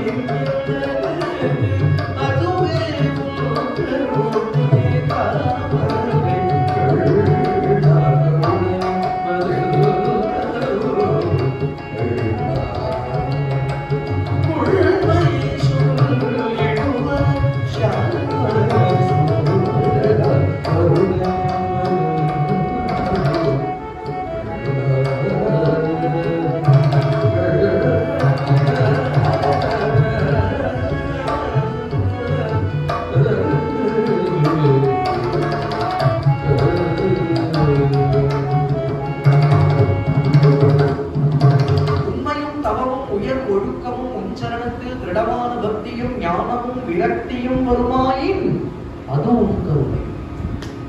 நிதி பதவி சுகபோக வாழ்க்கையில கருணைன்னு சொல்லவே சொல்லாது. ஏன்னா அடுத்து 10 ஜென்மாக்கு விதை போட்டுடும். அது சம்சாரத்துக்கு ஆசக்திய ஜாஸ்தி தான், சம்சாரத்தை அழிக்காது. நினைச்சதெல்லாம் நடக்கிறதுன்னு வச்சுக்கோங்க, நம்மளே இரண்டை கஷ்டமோ ஆயிடுவோம். நல்ல வேலையா அப்பப்போ ஒரு குட்டு விழறதோ தெய்வம் ஓடி வரும். நல்லது இருக்கட்டும்.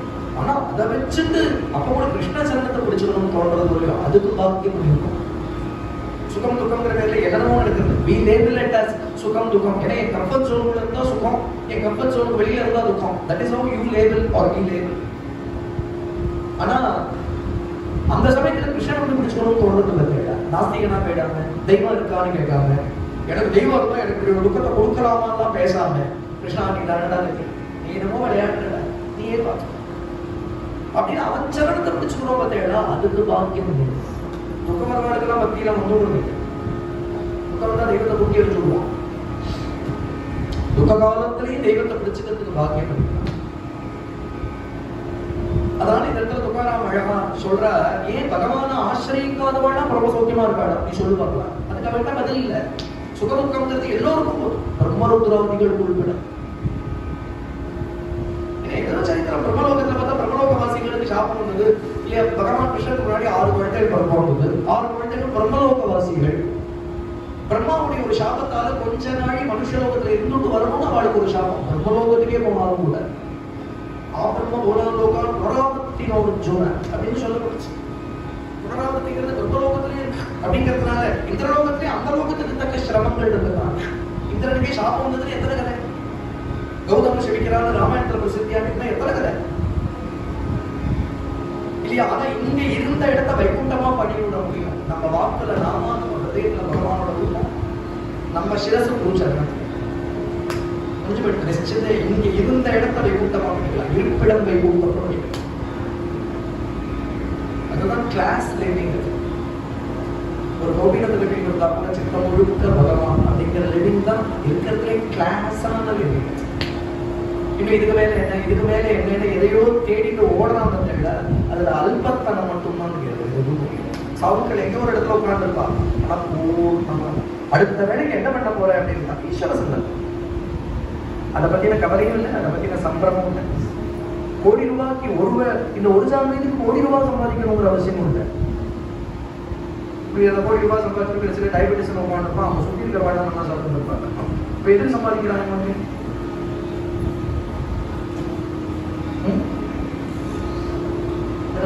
அனர்த்தத்தை நீங்க உணர்வு. உட்கார்ந்த இடத்துல இருந்தபடி நாமம், இருந்த இடத்துல இருந்தபடி நமக்கு அபங்கம், இருந்த இடத்துல இருந்தபடி பகவத் தியானம், குருச்சரண தியானம் அப்படிங்கிற வாழ்க்கைக்கு ஈடு உண்டு. நிறைஞ்சு வாழணும். ஒரு நிமிஷமும் நிறைஞ்சு பூர்ணமா வாழணும். நம்மளா காம்ப்ளிகேஷனை தலையில போட்டு வாழ்க்கை ஒரு ஸ்லோகம் மாதிரி வாழணும். ஒரு கவிதை மாதிரி, அபகம் மாதிரி வாழணும். துகாராம் கிட்ட சொன்னா கொஞ்ச நாள் ஆச்சு. திருப்பி துகாராம் பார்த்து சொன்னான். என்ன சொன்னான்னா, இங்க பாருங்க, இந்த தடவை உங்களை நம்பி நான் அனுப்ப போறது இல்லை. பக்கத்துல 10 வியாபாரிகள் போல அவாட்ட போய் சொல்றான், எனக்கு ஒரு 200 வராது. 200 வராதுன்னு ரொம்ப பெரிய பணம், வெள்ளி பணம். என் பிறந்தாத்த நம்பி கொடுன்னு கேட்கிறான். ஜீஜா கேட்கிறா, இவரை நம்பி கொடுக்காது.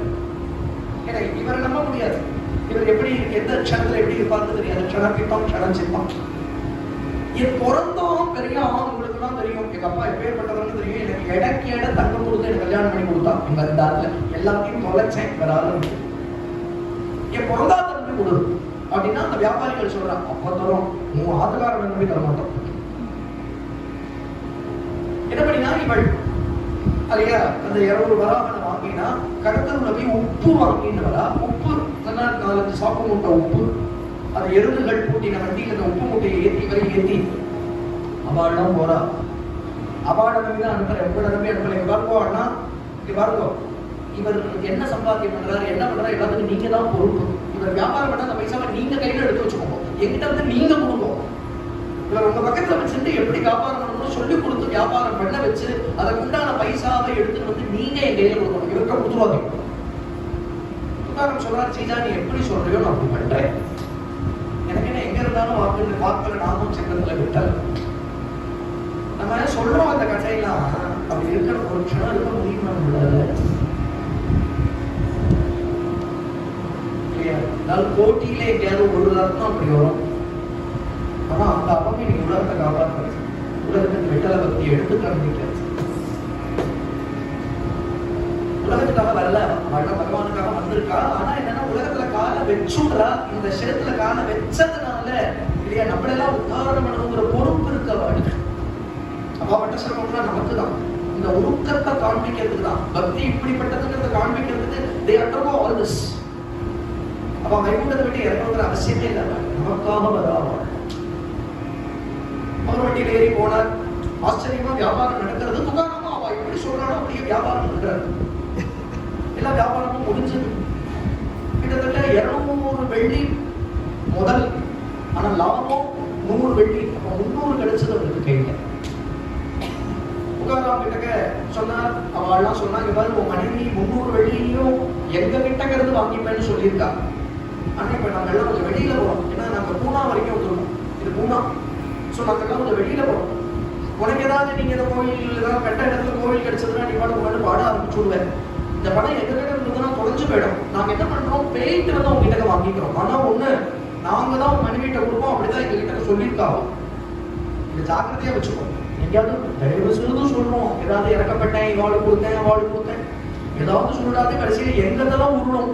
உன் மனைவி வாயிலிருந்து எங்களால போட்டு புறப்பட முடியாதப்பா, ஜாக்கிரதையா வச்சுக்கோ. நாங்க போயிட்டு வந்துடுறோம் அப்படின்னு இவரை எங்கேயும் விட்டுட்டாவா போயிட்டான். இவர் என்ன பண்ணாங்க, ஒரு கிராமம் மாடுகள்லாம் மேய்ச்சல் இருக்கு, ஒரு ஓரமா வண்டியை கட்டிவிட்டு இவர் இந்த கிராமத்துக்குள்ள போனார். அழகான விட்டல ஆலயம், அங்க போய் பகவான சேவிச்சார். சித்த நாள் தியானத்துல இருந்தார். அந்த கிராம தெருவுல ஒரு காட்சியை பார்க்கிறார். ஒரு வைதிக பிராமணன் வேதாத்தியனம் சிகை யோகீதம் உத்தமன்றத்தோட இருக்கக்கூடிய சுஷ்டு. அவர் யாருக்கிட்டே பைசா வாங்கியிருக்காரு. அந்த ஊர்ல கடன் கொடுக்குறவங்க அவனுக்கு திருப்பி கொடுக்க முடியல. இந்த கலப்பையில நுகத்தடியில மாடுகளை கூட்டி இழுத்துட்டு போவார் இல்லையா, உழறத்துக்கு, வயல்ல உழறத்துக்கு, அதை போல இவரை கூட்டி இழுத்துட்டு போயிட்டு துக்காராமுக்கு இதை தாக்க முடியல பார்த்து. ஏன்னா ஒரு வைதிக பிராமணனா அவங்க கிட்ட வேதம் இருக்கு, வேத உலகத்துல பாண்டவன் இருக்கும். அவளுக்கு தான் பிறந்த வேத ஸ்வனிச்சீவ பண்டிதமா சமதர்ஷினா சர்வத்திலே பகவான பார்க்கிறவா அவ சித்தம் தாங்காது. அதனாலதான் மிருது சவாக்ய நவனி மிருது சவாக்ய நவனி தைசே சஜனா சித்த தைசே சஜனா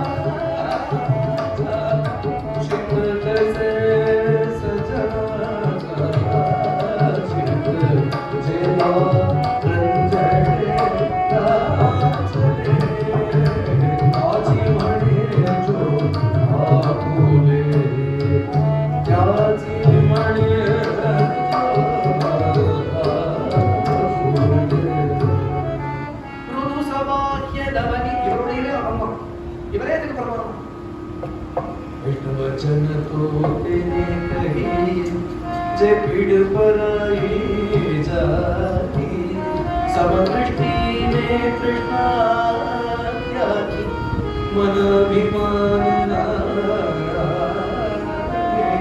कृष्ण वचन तो तेरे कही. நம்ம ஊர் பாட்டு நம்ம ஊர் மட்டுமே புரிகிற பாட்டு. समदृष्टिने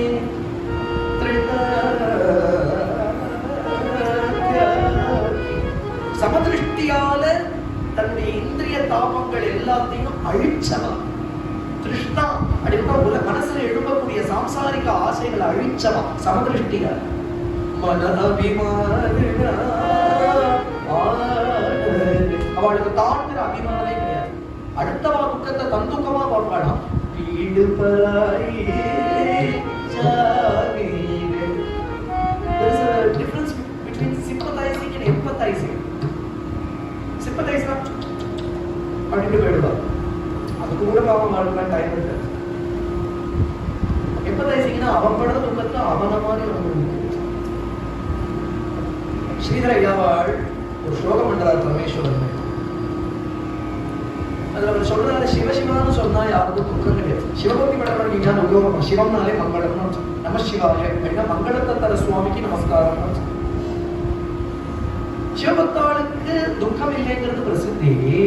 ஆனா துணிஞ்சடிச்சு நான் ஒண்ணு சொல்றேன், பரமேஸ்வரா உன் பக்தாளுக்கு தான் கஷ்டம் ஜாஸ்தி அப்படிங்கிறது. ஏன் உன் பக்தாளுக்கு சிரமம் இருக்காது, ஆனா அடுத்த சிரமத்தை தன் சிரமமா பார்த்து உங்ககிட்ட பிரார்த்தனை பண்ணிப்பா, அதனால உன் பக்தாளுக்கு சிரமம் ஜாஸ்தி அப்படின்னு ஒரு ஸ்லோகம். ரொம்ப ஆச்சரியமான ஸ்லோகம். ஐயா வாழ்க்கை இதுதான் பக்த லட்சணம். தெய்வீகம் எங்க இருக்கு? எனக்கு யோஜனை பண்ணாதபடி அடுத்த ஒருத்தனை பத்தி எப்ப யோஜனை வருதோ அப்போ தெய்வீகம் is entered your consciousness. If there is expansion, there is தெய்வீகம். அதான் அன்பே சிவம். அன்புங்கிறது எக்ஸ்பான்ஷன். எது வரைக்கும் எக்ஸ்பேண்ட் ஆகணும்னா பிரபஞ்சம் வரைக்கும் எக்ஸ்பேண்ட் ஆகும். You expand till the last bit of the universe. இந்த கிரியேஷனோட எக்ஸ்பேன்ஷன் எவ்வளவோ அவ்வளவு தூரம் எக்ஸ்பேண்ட் ஆகும். ஞானம்ங்கிறது என்ன அப்படின்னுட்டா, ஞானம்ங்கிறது ego divided by infinity. Is ஞானம். உன்னோட ஈகோ காணாம போயிடலாம் அப்படி சொன்னா புரியறது இல்லை. மேத்தமெட்டிக்கலா நான் சொல்லணும்னா your ego divided by infinity is ஞானம். அப்ப எங்கேயாவது ஈகோ வச்சுருந்தா வேணா தேடிப்பாரு. அந்த எக்ஸ்பேன்ஷனுக்கு தெய்வம்னு பேரு. தெய்வம்னா ஏதோ ஒரு இடத்துல ஒரு காலத்துல ஒரு தேசத்துல ஒரு ஆளா உட்கார்ந்து இருக்கிற வஸ்துன்னு தெய்வத்தை பார்க்காது. தெய்வம்ங்கிறது எங்கேயும் எல்லாமும் எக்காலத்திலையும் இருக்கிற ஒரு பிரசன்ஸ். அதுதான் தெய்வம். நீ அதோட பிரச்சாரம்னா அந்த அளவுக்கு நீ எக்ஸ்பேண்ட் ஆகணும். அந்த எக்ஸ்பேன்ஷன் உன்கிட்ட எப்ப வருதோ, இந்த பிண்டத்தை தாண்டி உன்னால அடுத்த வாழ்க்காக யோசனை பண்ண முடியும்னா divinity has entered your life. அப்போ உன்னுடைய ஈகோ கிரஷ் ஆக ஆரம்பிச்சிருக்கு. ஈகோனா சரீரத்தை பிடிச்சிருக்கு தானே ஈகோன்னு பேரு. அந்த ஈகோ இப்ப டிவைட் ஆக ஆரம்பிச்சிருக்கு. ஆசிரமத்துல இருந்து ஆசிரமம் போகணும்னு சொல்றதுக்கு காரணம் கூட எதுக்குன்னா ஒரு வகையில அது கூட ஈகோ கிரஷிங் தான். பிரம்மச்சாரியா இருக்கிறதே தன்னை பத்தி மட்டும் யோசனை பண்ணுவோம். கல்யாணம் ஆனா அட்லீஸ்ட் உன் மனைவியை பத்தி யோசனை பண்ற. உன்னுடைய ஈகோ அட்லீஸ்ட் 1/2 ஆறுது. நல்லது. உனக்கு 2 பிறந்ததுன்னா அப்புறம் 1/4 ஆறுது. நீ உனக்காக யோசனை பண்ண முடியாது. உன்னை பத்தி நினைக்கிறது ஒரு 3 பேரை பத்தி சேர்த்து நினைப்பேன். அதைத்தான் நீ நினைப்ப. நல்லதுங்கிறேன். இந்த மாதிரி பிரபஞ்சத்தையே உன்னோட கனெக்ட் பண்ணிப்பாரு. பிரபஞ்சத்துக்காக யோசனை பண்ண. இதுதான் சாதுக்கள். எப்படி இருக்காங்க கேள. எந்த கண்ட்ரியிலானோ எந்த கல்ச்சர்லயானோ வேற எந்த கண்ட்ரியினுடைய லைஃப் ஸ்டைல்லையோ அவளுடைய வாழ்க்கை முறையிலையோ அவளுடைய வேல்யூஸ்லயோ எப்படிப்பட்ட ஒரு எங்கேயாவது பார்க்க முடியுமா? இதுதான் சனாதன தர்மத்தோட நியூக்ளியஸ். வசுதைவ குடும்பம். வசுதான்னா இந்த என்டையர் யூனிவர்ஸ். இதெல்லாம் ஒரு பெருமை இருக்கா நமக்கு. ரிச்சுவல் மாதிரி ரிலீஜன் வச்சுக்கூடாது. ரிலீஜன்ங்கிறது பார்த்து ஃபெமினிசம் வேண்டாம். ஆனா அதுல இருக்கிற சத்தியத்தை உணர்ந்து வாழணும். அதுல இருக்கே பத்தியாங்கிற ஆனந்தம் இருக்கணும். எவனாவது ஒரு சூப்பர்ஸ்டிஷன் அதெல்லாம் கெட்ட கதை அப்படின்னா நிறுத்தி எக்ஸ்பிளைன் பண்ணுவோம். அது உணர வேணும். தாங்கோணித்தனமான வாழ்க்கை தான் அத்தனை கல்ச்சர்லயும் இருக்கு, அத்தனை கண்ட்ரிலயும் இருக்கு. போகத்துக்கு மட்டும்தான் வாழ்க்கை. நம்ம வாழ்க்கையில தெரிஞ்சோ தெரியாமலோ இந்த இந்திய காத்த சுவாசிச்சா, இந்த இந்திய நதிகளோட தீர்த்தத்தை குடிச்சுட்டா, இந்த இந்திய மண்ணோட ஆகாரத்தை சாப்பிட்டா போகத்தோட யோகமும் வந்துடும். தெரிஞ்சோ தெரியாமலோ இந்த மாதிரி ஒரு கண்ட்ரில பிறக்க பாக்கியம் பண்ணிருக்கணும். புரியுறதா? பாக்கி அத்தனை பேருக்கும் சம்பாத்தியம் படிப்பு அத்தனை எதுக்குன்னா போகத்துக்கு மட்டும். ஒரு நியர் சென்சுவஸ் பிளஷர்ஸ். அவனுக்கு அதுக்கு மேல எல்லாம் சிந்தனை கூட பண்ண தெரியாது. இந்த மாதிரி ஒரு பூமியில பிறந்து தெரிஞ்சோ தெரியாமலோ 10 தலைமுறைக்கு முன்னாடி பார்த்தா எல்லாரும் ஏதாவது என்ன பண்ணவாடா இருப்பான் இல்லையா? எல்லாரும் சாலகிராம ஆராதனையானு பண்ணிட்டு இருப்பான், ஒரு சிவ பூஜையானு பண்ணிட்டு இருப்பான், ஒரு நாமஜபம் பண்ணிட்டு இருப்பான், நித்திய பாராயணம் பண்ணிட்டு இருப்பான். இன்னைக்கு என்ன பண்ணுவானா அதெல்லாம் பெருமையா சொல்லுவான். எங்க தாத்தா இருக்காரு, நீ என்ன பண்ற? எங்க தாத்தா அப்படி இருந்தாரு சார். அதுல ஒரு பெருமை வேற இருப்பாங்க.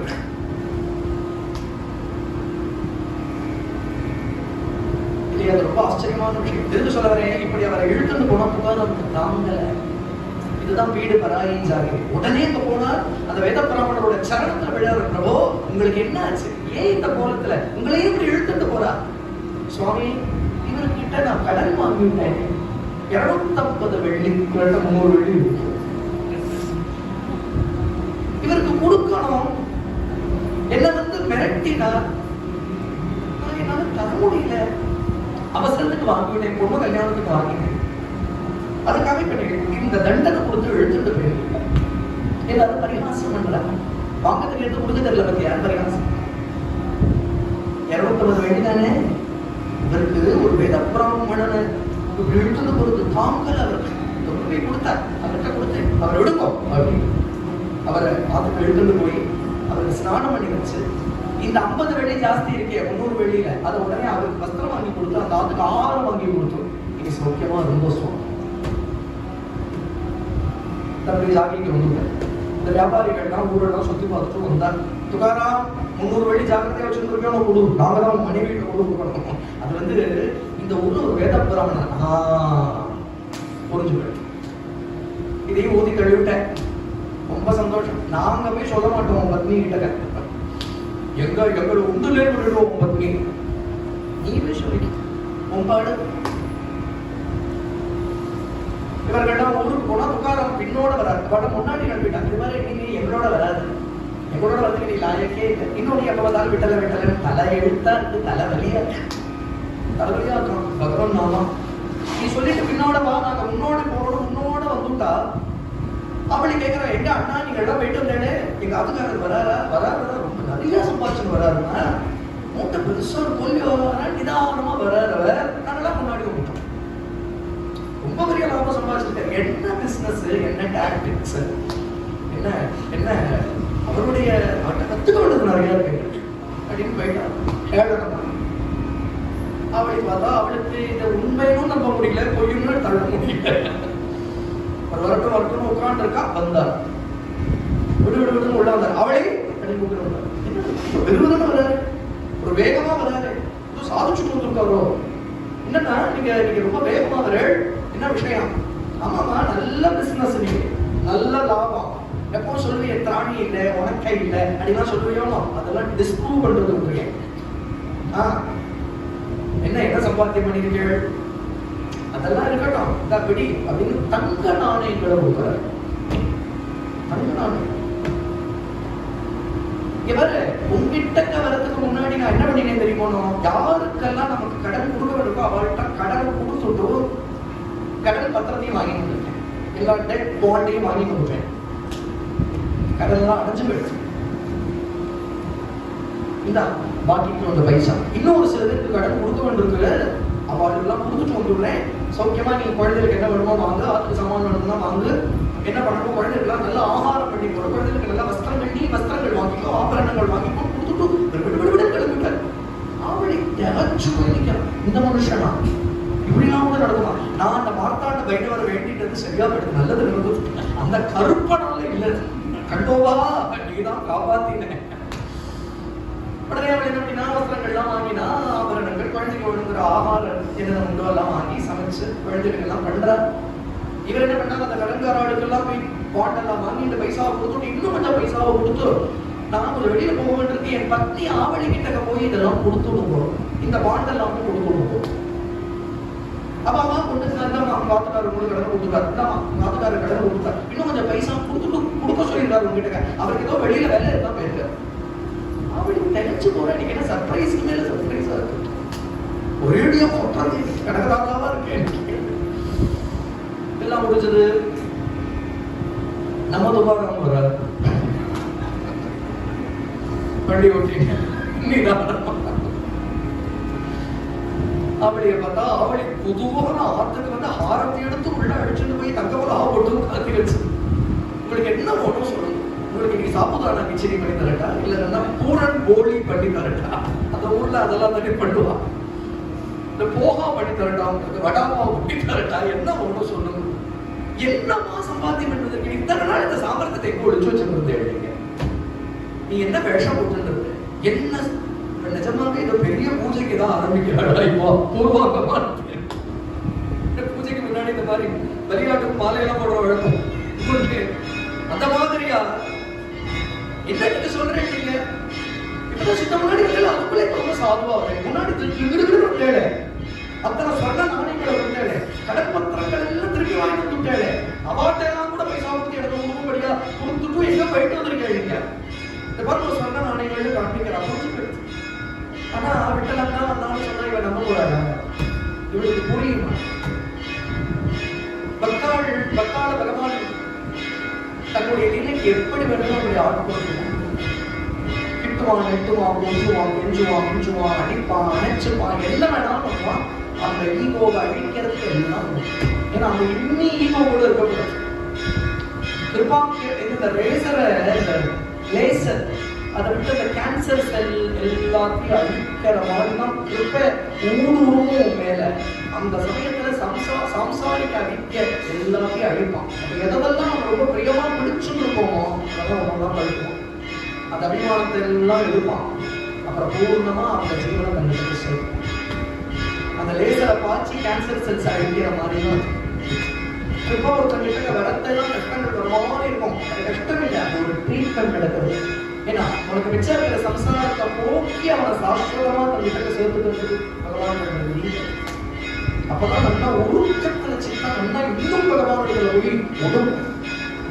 ரொம்ப ஆச்சரியமான விஷயம். இப்படிலாம் ரொம்ப ஆச்சரியம். ஆனா இதுல என்ன விஷயம் அப்படின்னா, சத்ரபதி சிவாஜி துக்காராமனுடைய சிஷ்யன். சத்ரபதினா மகாராஷ்டிரத்தை ராஜ்யம் பண்ணக்கூடிய சத்ரபதி சிவாஜி அவருக்கு 2 குரு. சத்ரபதி சிவாஜிக்கு சமர்த்த ராமதாஸ் ஒரு குரு, துக்காராம் ஒரு குரு. துக்காராம் சமர்த்தர் 2 பேரும் சமகாலம்.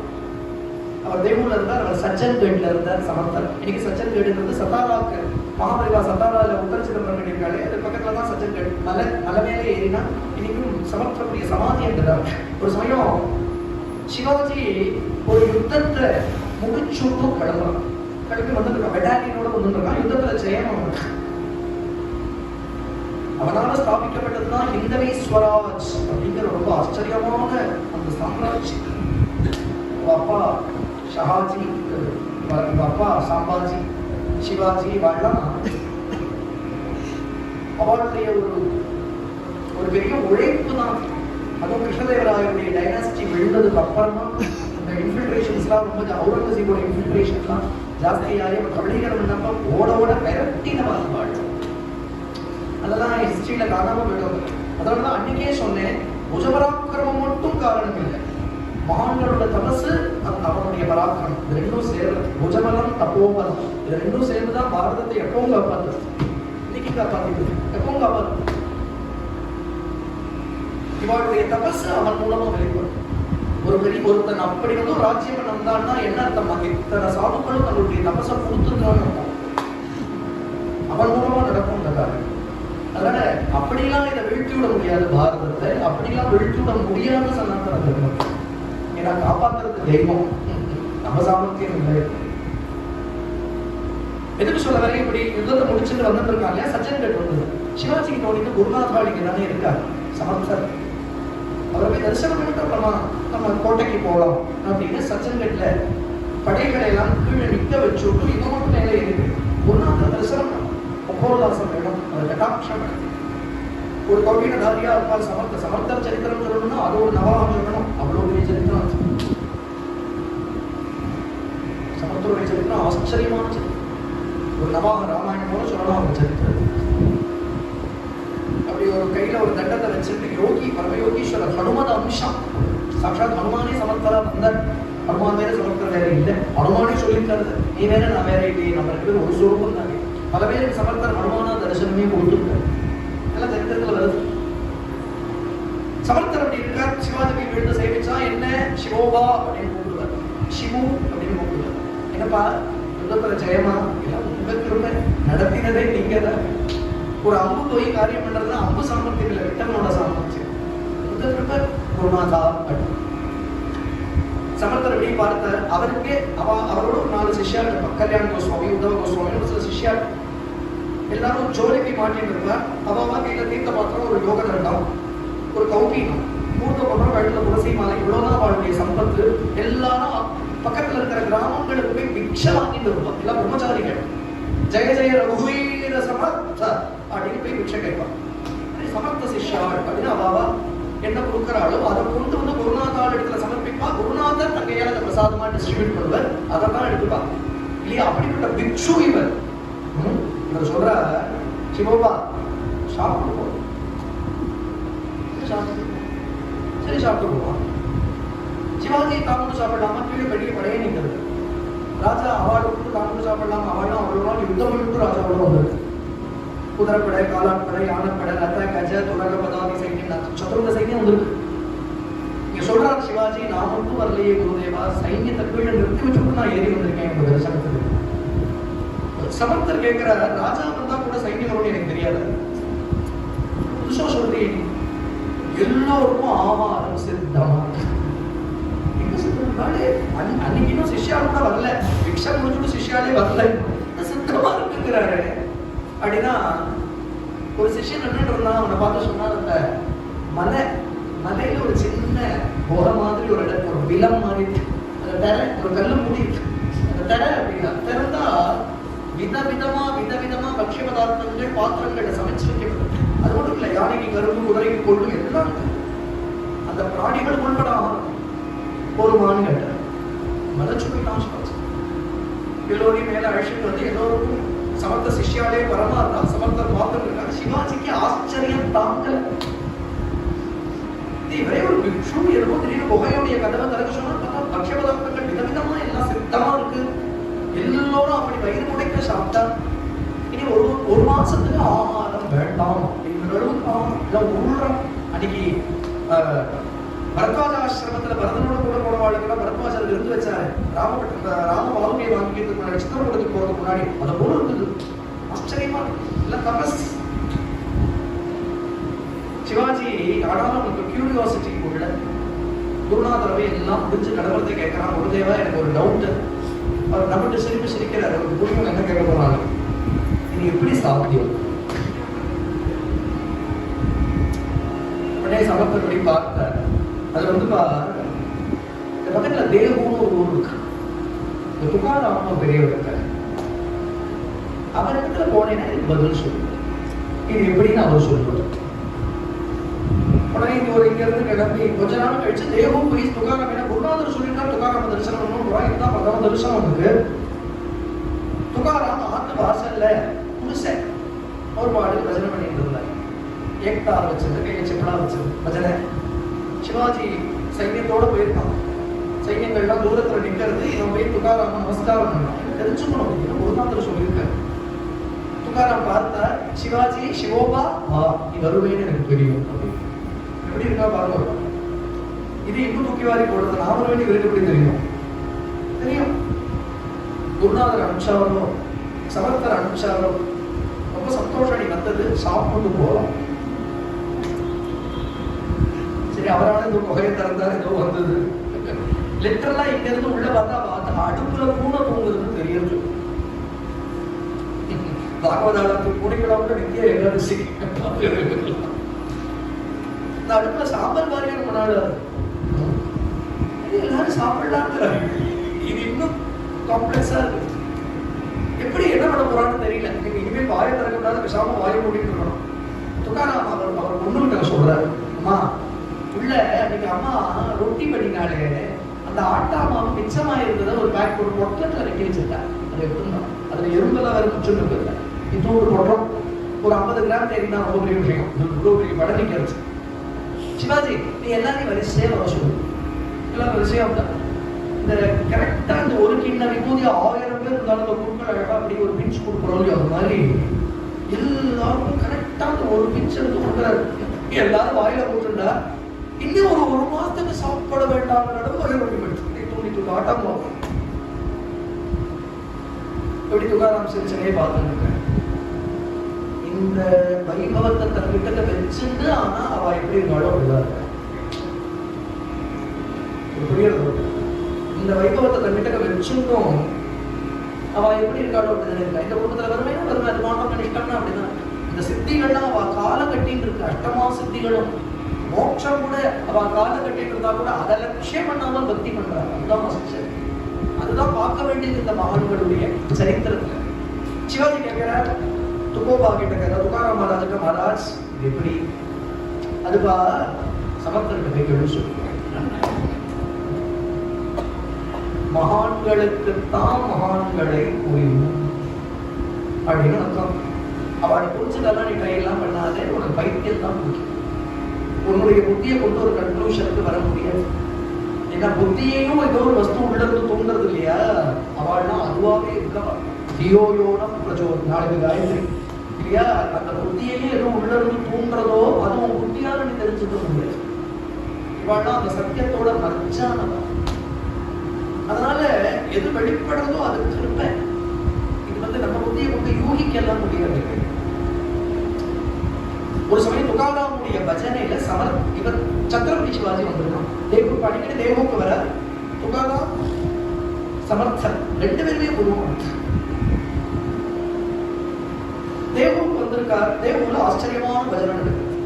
பஜனையான அதுவும் இந்த ப்ராப்பர் சன்னிதியிலேயே பஜனை. நம்ம விஸ்வம்பர மகாராஜுக்கு எப்படி பகவான் வந்தாங்க சொன்னோமே, துகாராமுடைய பூர்வஜா அந்த சன்னிதி இன்னைக்கு இருக்கு. இன்னைக்கு நீங்க போய் பார்க்கலாம்.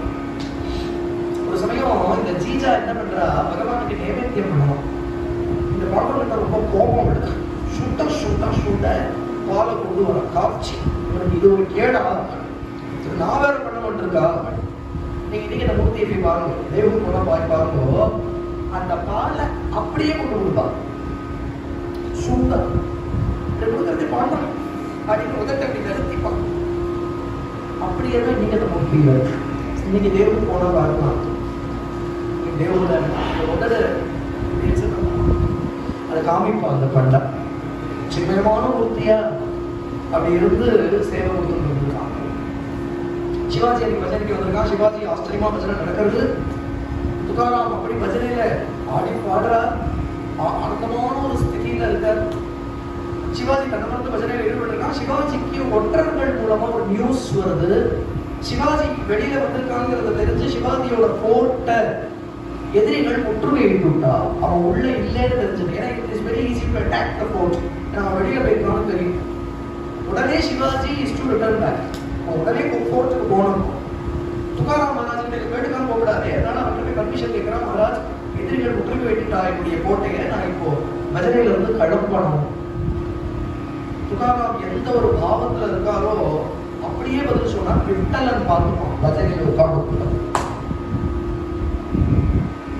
மகான்கள் வாக்கு வேற, அப்புறம் பகவான் வாக்கு வேற இல்லை. ஏன்னா அவ அதோட ஒன்றுட்டா. அப்புறம் அவளுக்கு ஈகோங்கிறது கிடையாது. அவளுடைய எல்லாத்தையும் தெய்வம் தான் வெளிப்படும் இல்லையா. ஒரு பெரிய மகான்கிட்ட ஒருத்தர் போய் கேட்டார், இப்போ உங்களுக்கு என்ன மாதிரி தான் 2 கை இருக்கு, 2 கால் இருக்கு இல்லையா. என்ன மாதிரி தான் நீங்க பேசுறேன், சாப்பிடுறேன், உங்களுடைய நடவடிக்கை எல்லாமே என்ன மாதிரி தானே இருக்கு. ஆனா நான் உங்களுக்கு நமஸ்காரம் பண்றேனே ஏன்னு கேட்டேன். எது உங்களுக்கு நமஸ்காரம்? அவர் சொன்னா, முதல்ல நீ எனக்கு நமஸ்காரம் பண்ணு, நான் உன்னை சொல்றேன், நீ தான் பண்ணிட்டு இருக்க.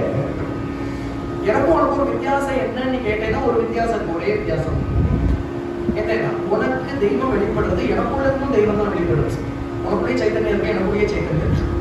ஆனா உனக்குள்ள உன்னுடைய மனசு, புத்தி, அகங்காரங்கிற இந்த பேக்கேஜ் மூலமா வெளிப்படுறது. எனக்கு அதெல்லாம் இல்ல, சுதந்திரமா வெளிப்படுறது. இதுதான் உனக்கு எனக்கும் வித்தியாசம். உனக்கு ஒரு ஈகோ மூலமா வெளிப்படுறது, எனக்கு ஸ்வச்சந்தமா வெளிப்படுது. இல்லைன்னா மகான்களுக்கு நமக்கு என்ன வித்தியாசம் பார்க்கறதுக்கு? ஏன்னா காக்காயும் கருடனும் பார்க்கறதுக்கு ஒரு மாதிரியே தான் இருக்கும். அதுக்காக காக்காயும் கருடனும் ஒன்னாயிடாது.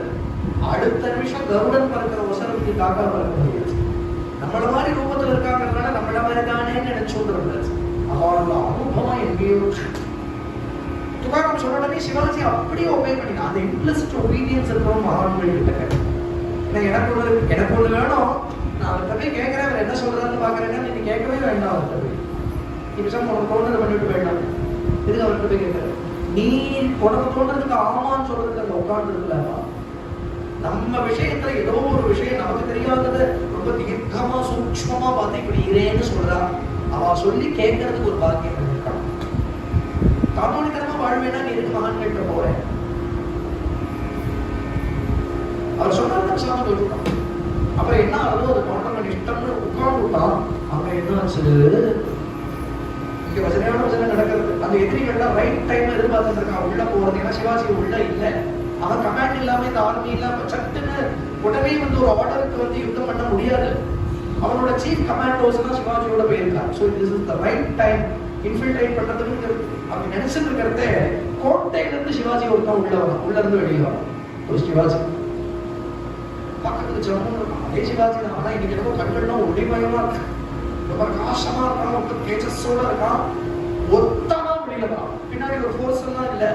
இந்த எதிரிகள்லாம் பாக்குறேன், நல்ல முட்டாள் வசமா மாட்டினோம்னா இவனை இப்ப வதம் பண்ணிட்டோம்னா முடிச்சு எடுத்து இந்த போட்டோ நம்ம ஆக்குபை பண்ணிவிடலாம். சிவாஜியே போயிட்டான்னா அப்புறம் எல்லாரும் சரண்டர் தான் பண்ணியாங்க. சிவாஜி என்ன பண்றான், போக்கு காமிச்சுட்டே இவாள அப்படி டிஸ்ட்ராக்ட் பண்றான். இவன் பின்னோட போய் சிவாஜி துரத்திட்டே போறான். அங்க போறான், இங்க போறான், இப்படி போறான், திடீர்னு மறையறான், திடீர்னு தெரியறான். எங்கடா அந்த மாயமெல்லாம் தெரிஞ்சுட்டு இருக்கான் போல இருக்கான். திடீர்னு மறையறான், தெரியறான், எங்கடா போறான். எங்கேயோ கூட்டிட்டு போயிட்டான். இவாளும் மோகிச்சு போயிருக்கா பின்னோட. அதுக்குள்ள பொழுது பிடிச்சு போயிடுச்சு. இங்க வசனம் முடிஞ்சு சிவாஜி போர்ட்டுக்குள்ள போயிட்டான். பின்னாடி சிவாஜிக்கு தெரிய வருது தன்னை போல ஒருத்தர் இவாளை டிஸ்ட்ராக்ட் பண்ணிட்டு போயிருக்கான். இவா கோஷ்டிலே ஒரு சில பார்த்தாங்க, புரிஞ்சுட்டு விட்டலன் பார்த்துப்பான் நீ வசனையில உட்காரு. அவ ஒரு வார்த்தை சொன்னா தெய்வம் ஓடி வருது அப்படின்னு. அதுதான் சாதுக்கள். அதுக்காக இவா என்ன பண்ணுவானா, எனக்கு இவா இந்த சம்சாரத்தை தனக்கு என்ன வருங்கிறத இதை கொண்டு சாதிச்சுக்க மாட்டார். அவளுக்கு மோட்சம் கூட வேண்டாம், அது கூட ரெண்டாம் பட்சம் வேண்டாம். அவளுக்கு வேணுங்கிறது விட்டலச்சரத்துல சுத்தமான பக்தி.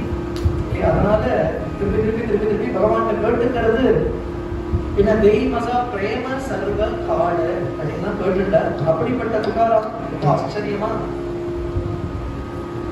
ஒரு நாள் இப்படி பல லீலைகள் அவருடைய சரித்திரத்துல. ராமேஸ்வரப்பட்டிருக்கிற ஒரு பெரியவர் சாஸ்திரம் படிச்சவர் துகாராமுடைய அபங்கங்கள் எல்லாம் பழிச்ச. இதெல்லாம் மராட்டி பாஷையில இருக்கு, நீ காமராடையெல்லாம் ஏமாத்தற பிராகிருத பாஷையில பாடி அப்படின்னு அவர் மேல இருக்கிற பொறாமையில அவரை எதிர்த்தார். துகாராம் பார்த்தார், எப்ப அப்பேற்பட்ட ஒரு வேத பிராமணருக்கு சம்மதம் இல்லையோ இந்த அபங்கங்கள்லாம் எதிர்க்கு அப்படின்னு இந்திராயணியில விட்டெறிஞ்சார். 21 நாள் இந்திராயணி நதி திருக்க அப்படி உட்காந்துட்டார். அண்ணாவான எடுத்துட்டார். ஏன்னா அபங்கம்னா பாண்டவங்களே தான் அபங்கம். ஒரு அபங்கமும் பாண்டவங்க சொல்லணும். அவர்கிட்ட கருத்து பாண்டவன் தான் அபங்கத்துல வெளிப்பட்டிருக்கான். அபங்கத்தை அவர் சொன்னார்னு விட்டெறிஞ்சுட்டார். ஆனா அதுக்கப்புறம் இது எதுக்கு நான் ஜீவிச்சுட்டு இருக்கணும் அப்படின்னு இந்திராயணி தீரத்துல உட்கார்ந்துட்டார். 21 நாள் கழிச்சது அபங்கங்கள்லாம் மிதந்துட்டு வந்து இந்திராயணியில. அதுதான் இந்த ராமேஸ்வரப்பட்டே பாடுறாரு, கொடை மிதந்துட்டு வரத போல இந்த கிரந்தங்கள்லாம் மிதந்துட்டு வந்ததே. அப்படிப்பட்டவர் துகாராம். ஏன் அன்னைக்கே மிதந்துட்டு வந்திருக்கலாமே, அதெல்லாம் 21 நாள் கழிச்சு ஏன் மிதந்துட்டு வந்ததுன்னா அது வரைக்கும் பாண்டவர்கள் ஒவ்வொரு அபங்கமா படிச்சு பார்த்துட்டு அப்புறமா நினைச்சாங்க. ஒரு 21 நாள் பாண்டவர்கள் தன்கிட்ட இந்த அபங்கங்களை வச்சுட்டு அந்த அபங்கத்தை ஆஸ்வதிச்சுட்டு இருந்தான். அப்படிப்பட்டது துகாராமுடைய ஒரு வைபவம். எப்பவுமே இந்திராயணி நதி தீரத்துலதான் பஜனை பண்ணுவார், சத்சங்கம் பண்ணுவார். அன்னைக்கு கடம்பரத்தே அவன் மனைவி கொள்ளையாண்டு இருக்கான். அவளை கொள்ளையாண்டு இருக்கான், ஜப்பம் தெரிச்சிருக்கான், பத்திரம் தேய்ச்சிருக்கான். அவள்கிட்ட சொல்றார், அவளை நான் வைகுண்டத்துக்கு போய் வருட்டார் கிளம்புறை வைகுண்டம். எப்பவுமே பசங்க பொறுத்து சொல்லிட்டு கிடக்கும் வைகுண்டம் நடந்ததுன்னு சொல்லிருக்கான். ஏன்னா நான் முன்னாடியே சொல்லிட்டேன், அவளுக்கு சம்சாரமும் இல்லவே இல்லை. ஏன்னா சித்தத்துல இருக்கிறது தான் சம்சாரம். சம்சாரம் வெளியில இருக்கிறது சம்சாரம் நினைச்சுக்கூடாது. அவ சித்தத்துல இருக்கிற சம்சாரம் தான் அவளுக்கு அனுபவமா இருக்கு. இவா அந்த பூர்ண பிரம்மத்துல கலந்துருக்கு அப்படிங்கிறது இவா அந்த பிரம்மானுபவத்திலேயே தான் இருக்கா. அதனால பிரம்மா வஜரானந்தமே பிரம்மானந்தம் தான். அதனால துகாராம் சொல்றாரு, நான் வைகுண்டம் கிளம்புறேன் அப்படின்னு எப்போ சொல்லிட்டு போவார். இன்னைக்கு அப்படிதான் சொல்லிட்டு கிடக்குறா. ஆனா நீங்க நிஜமாவே வைகுண்டம் கிளம்ப போறேன் பகவான் சொல்லிட்டான். முன்னாடி இன்னைக்கு ஒரு அழைச்சு போயின்னு சொல்லிட்டான். சரீரத்தோட வைகுண்டம். இந்த பாஞ்சமௌதிக சரீரம் இந்த லோகத்தை தாண்டாது, அது கீழே விழுந்துடும். ஆனா நாமும் சொல்லி சொல்லி சொல்லி சொல்லி அப்படிப்பட்ட ஒரு பக்தியால இந்த சரீரமே பிராப்த தன்மையை இழந்து அப்பிராப்தமா அமிர்தமா அழுது சரீரம். அப்படி பஜனை பண்றார். எல்லா சாதுக்களையும் பார்த்து சொல்றார், உங்களுக்கு நான் ராம் சொல்லிக்கிறேன். நம்ம கிளம்பத்தை சொல்றவங்க இந்த போது நான் என்னுடைய ஊருக்கு கிளம்புறேன். ஏதோ இடைப்பட்ட காலத்துல உங்களோட எல்லாம் கொஞ்ச நாள் இருக்க முடிஞ்சது, உங்களோட எல்லாம் பஜனை பண்ண முடிஞ்சது. எந்த ரீதியான உங்ககிட்ட நான் அபசாரம் பெற்றிருந்தா என்னை க்ஷமிச்சுடுங்கோ. நான் என்னுடைய கிராமத்துக்கு போறேன் அப்படின்னு சொல்லிட்டு இருக்கிறத வைகுண்டத்துல இருந்து விமானம் வருது. நல்ல சுத்தமான பக்தி ஹிருதயத்துல இருக்கிறவாளுக்கு அது தரிசனமா. ஏன்னா பாக்கி பேருக்குலாம் துகாராம் ஏதோ அந்தர்தானம் ஆற மாதிரி தான் தெரியாது, மறையிற மாதிரி தான் தெரியாது. ஆனா அவர் வைகுண்டத்துல விஸ்வாசதாள்லாம் வைகுண்டத்து விமானத்துல ஏற்றிட்டு போறதையே தானம் பண்ணிட்டே போறார். அது ஒரு ஆச்சரியம். வைகுண்டத்துக்கு போயிட்டு வைகுண்டம் எப்படி இருக்குன்னு ஒரு 12 அபங்கம் எழுதி போட்டாரு. கேள்வி இன்னைக்கும் சாதுக்கள் வாரா அபங்கன்னு வச்சிருந்து கீர்த்தனம் பண்றார். அப்படின்னா இன்னைக்கு வார்த்தகை சம்பிரதாயத்துல துகாராம் இன்னைக்கு சரீரத்தோட, ஏன்னா நாச்சத காவத்து வைகுண்ட ஜாமுன்னு பாடினார் கபீர் தாஸ். சத்தியமாச்சு துகாராமுடைய விஷயம். பாடிட்டே மீரா கலக்கிறார் சரீரத்தோட, பாடிட்டே ஐயாவாள் கலக்கிறார், பாடிட்டே மகாபிரபு. இதெல்லாம் 200-400 வருஷங்களுக்கு முன்னாடி நடந்த சரித்திரம். ஒன்றும் புராணம் இல்லை, யுகாந்தரங்கள் நடந்த விஷயம் இல்லை. பக்தி சத்தியம் தான் பகவான் அப்படி நம்மளை அழைச்சுக்கிறதும் சத்தியம், நம்மளை தன்னோட செலுத்துக்கிறதும் சத்தியம். அந்த சரீரமே தன்யமாயிடுச்சு, சரீரத்துடைய பாஞ்சமூலிக தன்மை போயிடுச்சு, இந்த சரீரமே அமிர்தமயமா ஆயிடுச்சு அப்படிங்கிறதுக்கு இந்த சரித்திரங்கள்லாம் பிரமாணம். இன்னைக்கு துகாராம் பீஜ்னு உற்சவம். இன்னைக்கு சாதுக்கள்லாம் அந்த திதியில ஏதோ தேவு போயிடுவா. இந்திராயணி நதி இருந்தா அந்த விருட்சம், அந்த விருட்சத்தின் அடியில தான் கிளம்புறார். அந்த விருட்சம் இன்னைக்கும் அப்படி குழுங்கும். அந்த சமயம் அந்த ஒரு சமயத்துல இந்த வைபவத்தை பார்க்கறதுக்கு எல்லா சமூகங்களும் போகலாம். இது ரொம்ப ஆச்சரியமான வைபவம் துகாராமுடைய வைபவம். சுந்தரத்தை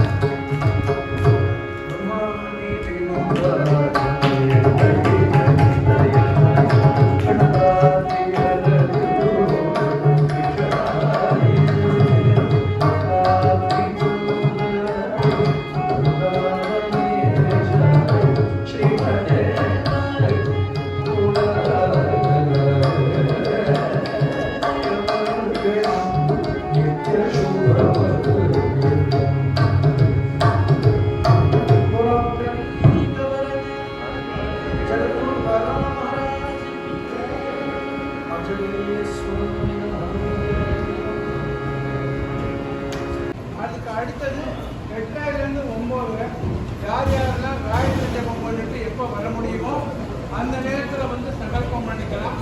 யாராவது பணம் முடிஞ்சு எல்லாரும் பிரசாதம் வாங்கி